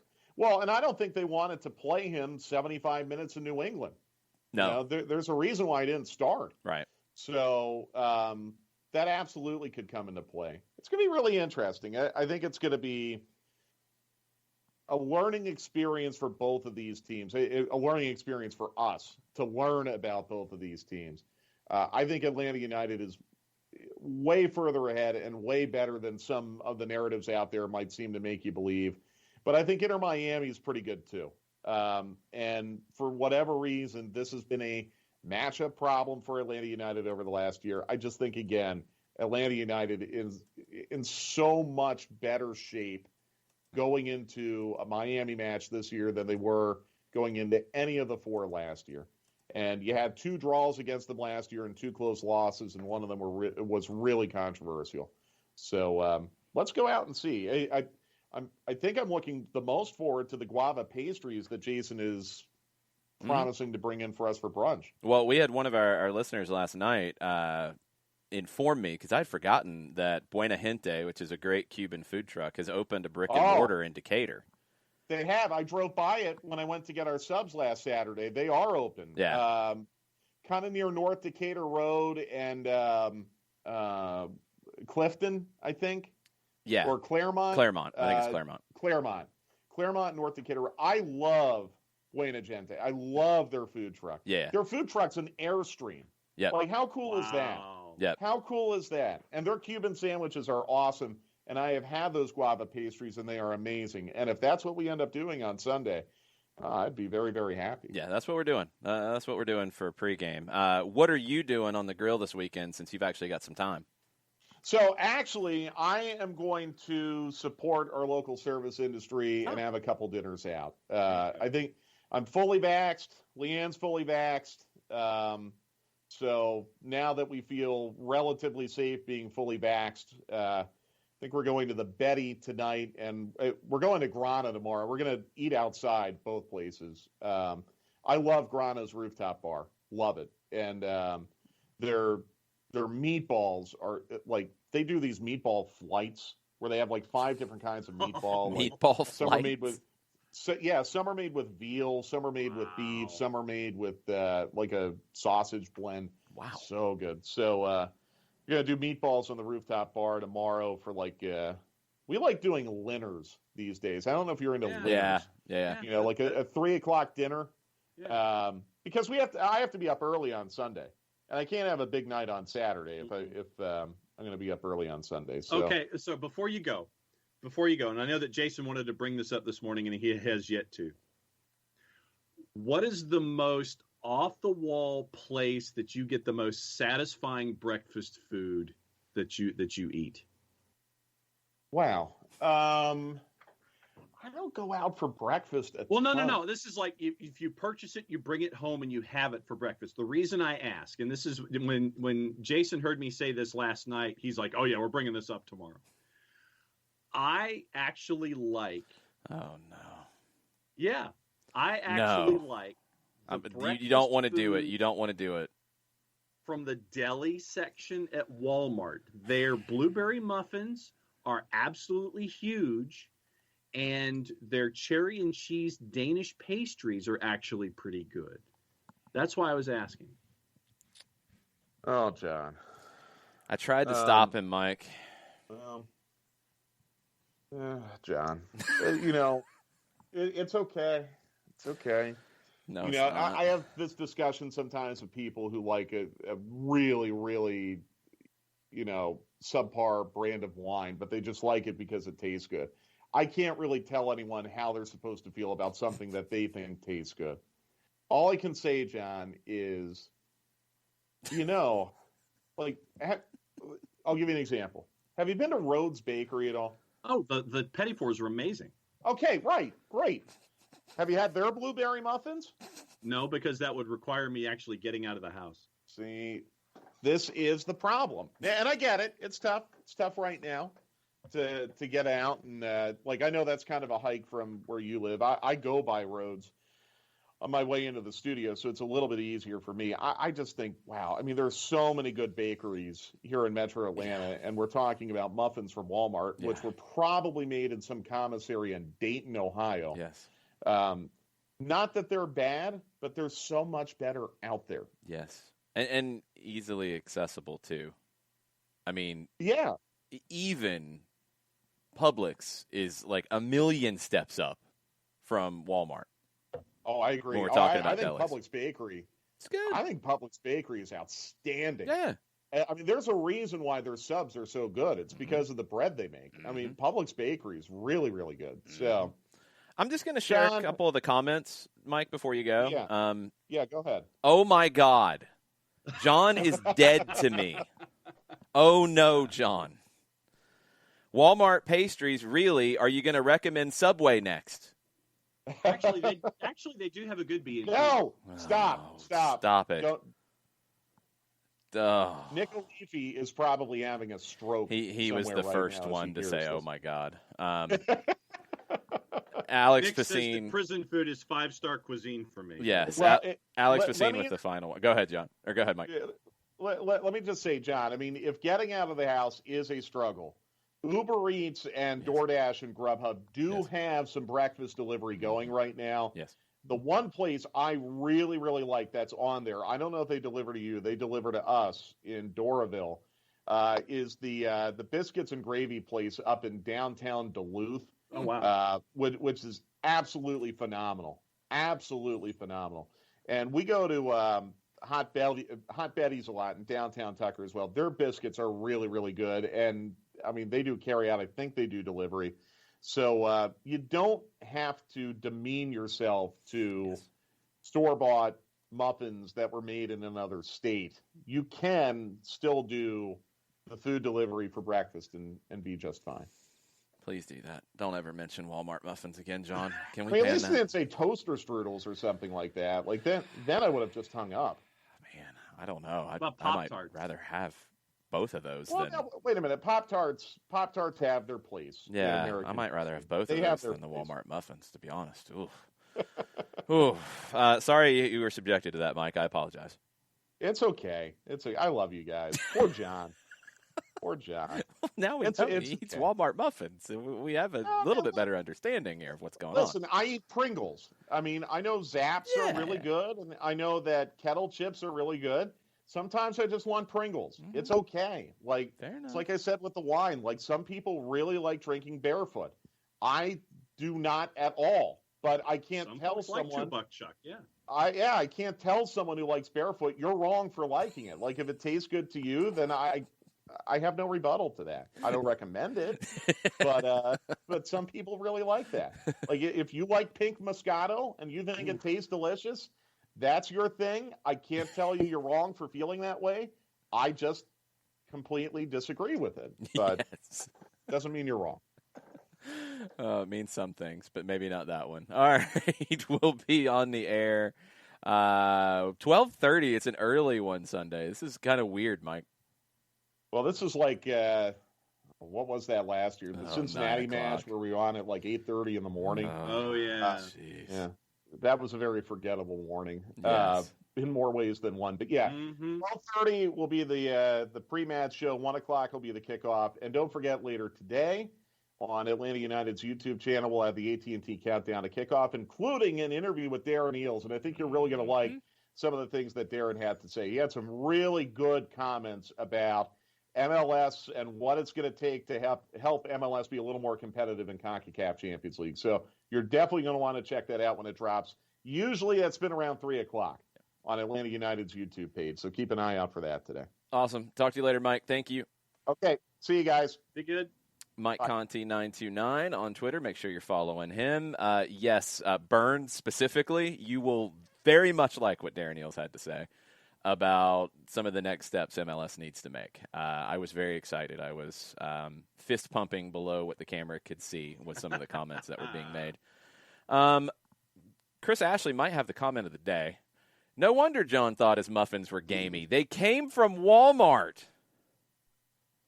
Well, no, that's if you just wait until after the expiration date to continue eating them. They were already gamey, and they got worse. That's the thing. Mm. That's not good. Oh, okay. Oh, yeah. All right. Let's get into the bigger look at MLS fantasy this week, and we'll take some questions to wrap things up. So, do you have the Twitter comments and graphics that have been made from our fantasy crew led by Jason Wright of the Jason Wright Agency? Jason Wright, Yes, AGEN. I have the Week 4 Love Hate. Okay. What do you got? Week 4 Love Hate from at ATL Ryan Walker. So if you're not following Ryan, follow him as well. In addition to at Jason Wright with the WAGEN on Twitter. Love in the Week 4 Love Hate. Okay. Kelvin Leardam at $5.4 million. Don't because of the injury. You might want to be careful on that one. Make sure he's in there. He is banged up. He did not train yesterday. Love Damir Kreilach at $7.5 million. Absolutely, he's in my team. First game of the week, cheap and guaranteed a price rise, make him the perfect bench option. I assume the reason he isn't higher owned is because he's slightly more expensive than his teammate Rubin and Cowell in the same game. All three of them are in my team. Yeah, I've got Cowell and Ewell thinking that it is going to be crazy. His third love is Alan Pulido against Austin at 8.7. I'm a little skeptical of that one, but I don't really know how to feel about Austin yet. So that's a play that makes sense. Coming off a goal against RSL last week and 4% owned, facing an expansion side in the last game of the weekend.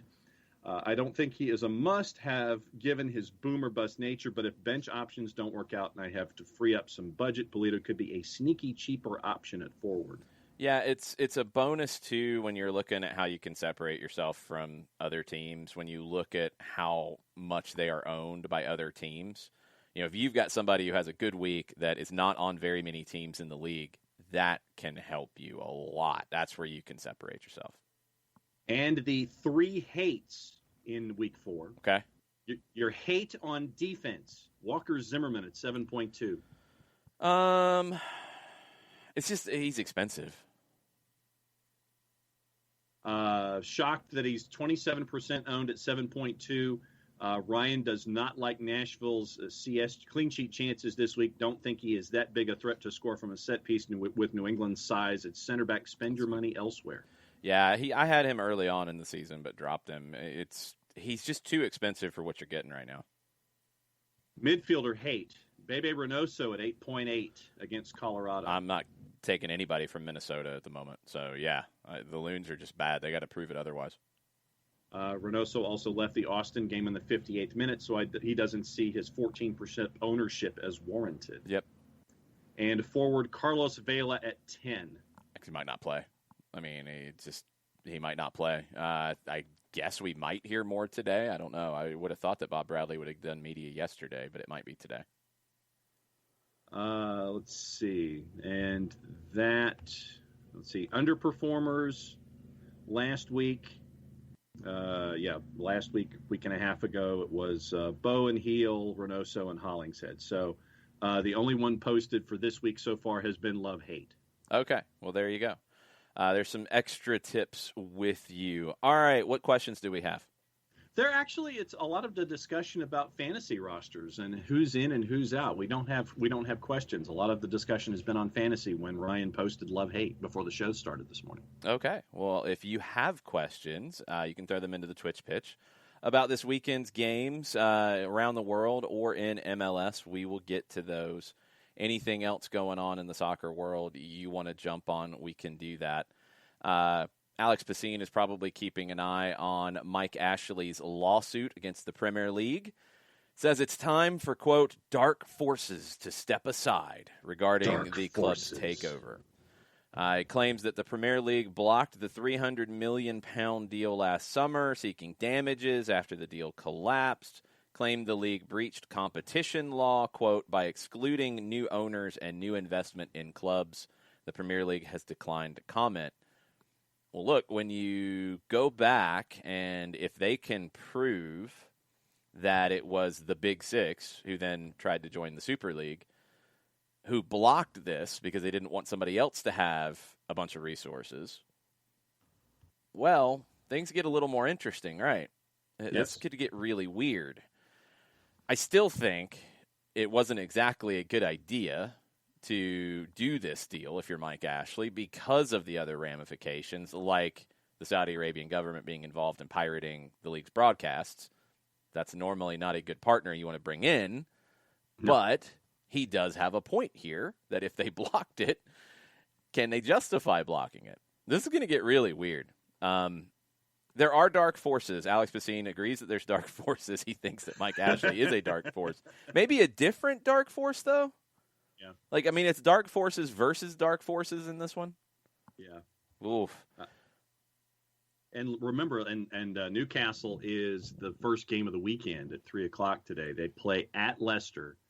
And shocking no one really, Leicester's a minus 250 on the board. Your draw is a plus 395, and Newcastle is a plus 736 in the composite. Sorry, Alex.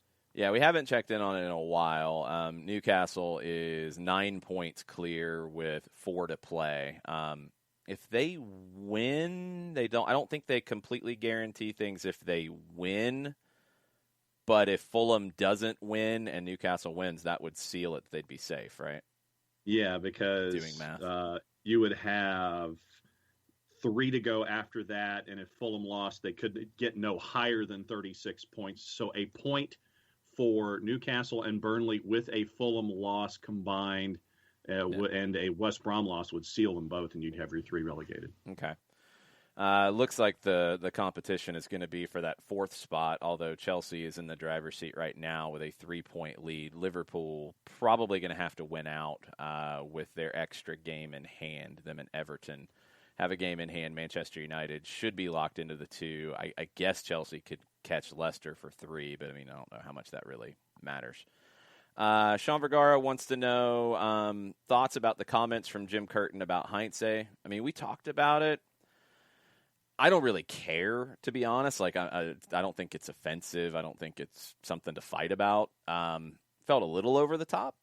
I think the name calling was way over the top. That was just kind of not necessary.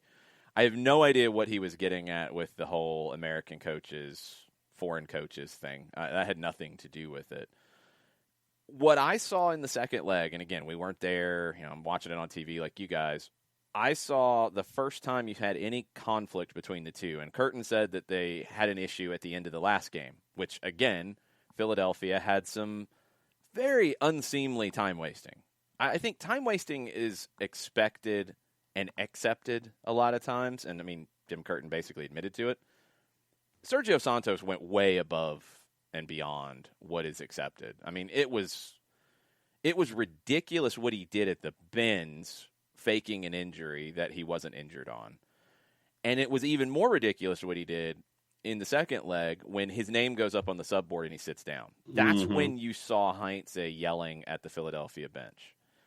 Now, was he instructed to do that? Is that what set Heinze off? I don't know.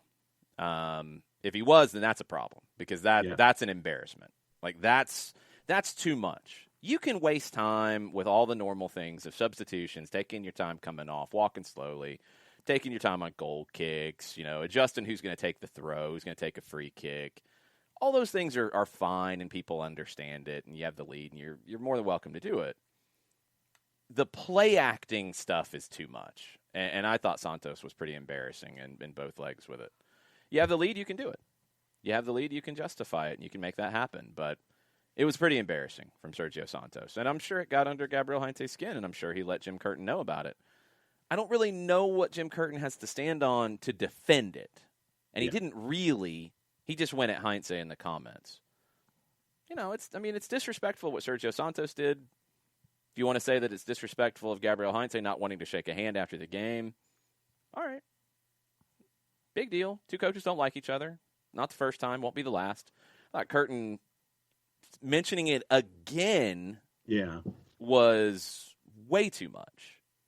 It's trying to become a thing now. Wait till they play. Jarrett, what do you think?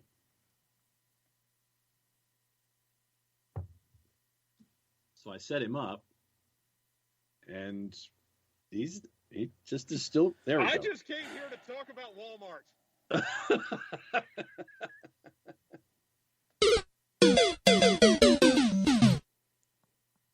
What do you got, Jarrett? I heard some things that I just can't unhear. All right? I know. I wouldn't be clapping, John. It's bad.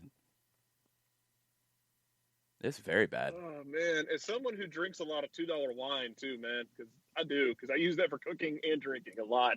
So I felt in my soul when Mike's talking about cheaper wines. I'm like, yeah, that's me. And I enjoy it because I'm not refined enough to know the difference between good wine and bad wine. But, damn, I kind of draw the line with Walmart breakfast. Although I've grabbed it on, when we're in the middle of, a multi-day shoot out of the state, yeah, I'll go to Walmart and get something to eat. Won't enjoy it, but it'll keep me alive. far as Jim Curtin, is that where this was going before I decided to twist you back? I'm sorry. Yes. I'm not, but No, you're not. Jim Curtin and his comments about Gabriel Heinze. why is he coming back to it a second time? That's my issue. Yeah. Dude, let it go. Yeah, exactly. It's done. I already had a problem with it in the sense of like the way, and not just Curtin's comments, but the way people kind of rolled with it all about like respecting managers who have grinded. Like, just because a dude does the grind in the United States doesn't mean guys don't do a grind in other countries. And Absolutely. like, it gets real hairy real quick, and to me, it's all really unnecessary, man. Don't come back to talk about this again. We talked about it. You made your comments. Let it go. Just because you were grinding through coaching courses doesn't mean you're immune to criticism about your team's actions. I mean, it's different. And by the way, you want to grind? Gabriel Heinze's first real job, because the Godoy Cruz one, he didn't have all his licenses yet. That was all kind of weird. His first job was in the Argentine second division with Argentinos Juniors. I mean, yeah, a club that is now doing really well in Copa Libertadores and is a bigger club than a second division club. But he went into a second division of 44 games and got them promoted his first season. That's a grind. Mm-hmm. That's a grind. It's not like, he was handed a big club straight away. I mean, Vélez isn't like a massive club. He grinded there for 2.5 years. So, no, that's silliness. I agree. Going back to it the second time was completely unnecessary. Final comments and questions. We got a bunch of them, Jarrett, so we're going to go kind of rapid fire. Go. Johannes says, looking forward to watching the real German Klassiker this weekend and hopefully celebrating another title by Bayern. Bayern's got Mönchengladbach at 12:30 tomorrow. A really good game in Germany, and I'm sure we'll be peeking in on it on the smorgasbord tomorrow morning. Dortmund hosting RB Leipzig. Dortmund is still 1 point on the outside of the Champions League spots for next year. 1 point behind Eintracht Frankfurt, 2 points behind Wolfsburg, 3, 4, 5 separated by 2 points in Germany. Leipzig is on 64. They're solidly in second.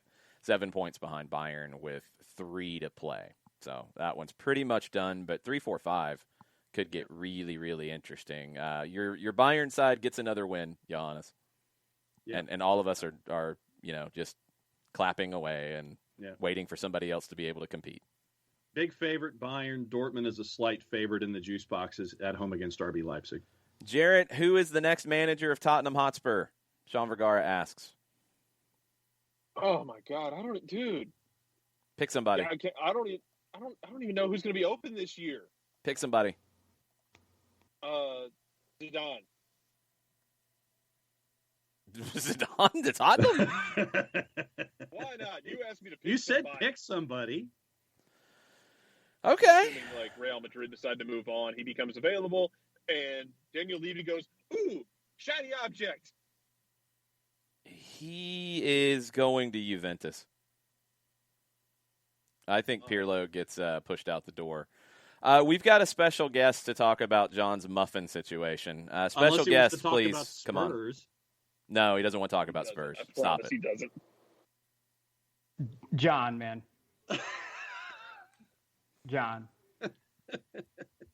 You're talking about eating depleted uranium in the middle of a live broadcast by trying to eat these Walmart muffins, man. We cannot allow this madness to stand. I'm sorry. We can't. I had to cancel a call with my coworkers. I said, I'm not jumping in. I can't jump into this meeting, this important business meeting, because I have to go and immediately alert the masses to the buffoonery that is taking place. Is this a culinary intervention, Nick? It's beyond an intervention. I'm reaching out to friends at the National Guard. I'm reaching out to friends with the state police. We're making phone calls. We're making inquiries to try to see what we can do to stop this. This is a war crime. What you're doing right now by telling people that to go purchase Walmart muffins, that's a war crime, sir. We will not allow this to stand. Not in this country. So you're sending me to the culinary version of The Hague. Yes, immediately. Yes, I tried to stop him, exactly. Nick. It's an exorcism. Yes.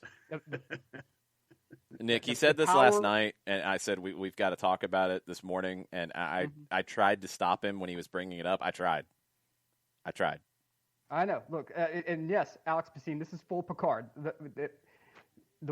John's food takes invade and we retreat. They take over entire shows and we retreat. The line must be drawn here. We're drawing the line, John. We will not be assimilated into the crappy prison food culture. This is our Stalingrad. This is, yes. One man takes the 4-star cuisine. When he falls, the other man picks it up and runs. That's exactly what's happening here. And I will be waving the Anthony Bourdain flag as I charge over the hill. We will not allow this to stand. So apparently, according to Thomas Jewin, the International Court of Human Rights for Food Crimes is based in Lyon. There we go. Okay. We have to make statements here, man. We can't. I wish I was able to jump in when Mr. Conti was on, but situations and circumstances. But no, sir. Come on, John. I know. And here's what I'm going to do. I'm going to print off, because I know that we have trouble sometimes with the internet box over at your house. I'm going to print off a bunch of recipes and whatnot. I'm going to bring them to you. I will leave them on the door. You don't even have to open the door. I'm going to leave them on the door. I'm just going to walk away. And we need to start seeing the upping of the game here. It's time. It's time. Flavor must be introduced. Oh, I'm going to bring you a lasagna. No, don't bring him any food, because he won't learn nothing. If we just bring him the food, I'll learn to eat good food. No. Is this a teach a man to fish moment? It is a teach a man to fish moment. That's right. There's some clubs we have to teach to win, and we have to teach John certain flavor and whatnot. So it's required now. Ricky wants to take up a collection for a HelloFresh subscription for John. Not the worst. Just get them to sponsor the show somehow. There you go. Because we have done Freshly in the past. Do a promo code SDH or a promo code Save John's Stomach. Oh my God, that's an idea. That's a definite idea. Look. There has to be something to be done here. There must be. I'm at a loss. I was going to say, Nick's at a loss for words. All right, I'm going to try to bring you back, Nick, with one final question before we go. There are rumors linking Chiellini with a move to MLS. What do you think? Nosferatu needs to keep his butt in Turin. What's he going to do? He's a brilliant defender from a defensive mindset. He's a brilliant defender. But the body left him a long time ago. Like a long time ago. You ever see the sci-fi show where they have the brain in a jar and like it talks to people? It's like, I need to find a body. That's Chiellini right now. Chiellini is just a brain in a jar. He's not leaving. He's not leaving Italy. I really don't think so. I think he'll probably go to another team, even if it's a City B team, just to have his career, wind down, much like Wayne Rooney, and say, look, I'm going here. I'm going to finish out. I'm going to play a year just to say this is where I finished my career at, and then I'm going into management. I think that's the path. It's not going to be an MLS. And if he is, I want to know who his drug dealer is, because he's on the greatest cocaine in the history of mankind if he thinks he's going to come here and knock your land. Well, wow. Joke's on you. He was injected with the super serum when he was bitten by Luis Suarez. Oh, yeah, well, there you go. Look, I don't think he's coming here. I really don't. Because this is not the first time we've heard of former Serie A players wanting to come to MLS. The rumors there, they're talking to someone, the signing is imminent, and then it doesn't happen. And I think it's because some agent shows them video of highlights of what the league is like today compared to what it was in like 2003. And they go, yeah, I hold up. Pirlo got ran like that. No. We're good. We're good here. Thanks. We're good. Blaise Matuidi has some good games, but he's still getting. You can see the speed. You can see the speed ain't there for Blaise Matuidi. Yeah. Comparatively speaking, Chiellini does not want to be chasing around Ayo Akinola and Joseph Martinez and Diego Rossi. Does not want to have to be chasing those shadows. Yeah, I mean, look, Ricky Kaká was certainly in the twilight of his career, but he looked pretty average here in MLS. Nocerino is someone else who came and joined up with Orlando. He looked ancient by the time he got here. Yeah. I mean, Giovinco was someone who had success, but he came earlier. And no, look, you got to get out of here, man. Come on, man. No, Chiellini, stay your butt at home. Seba had a top 3 all-time season. He did, but he came here early enough to be able to put those legs to work. But Chiellini, man, no, keep your butt in Italy. You know, there's plenty of good food. The culture's right there for you, man. No, keep your butt out of it, man. You don't want any of this. You want none of the smoke. All right, we got to bring the buffoonery to an end because I've got some other things I've got to take care of now. Nick, thank you for calling in. I appreciate you guys having me. It was required, man. We had to do it. You and Jarrett both had to come back into the show when John started dropping ridiculous food takes. Yes, yeah, it's absurd. Yes. We have to save the people. Save the people. It's accurate. Y'all are the jerks today, not me this time. Y'all are the jerks. Yeah, you can at me on Reddit too, because that muffin take is terrible. Sorry. All right, we're out of here. Mucha plata, y'all. Much plot, y'all.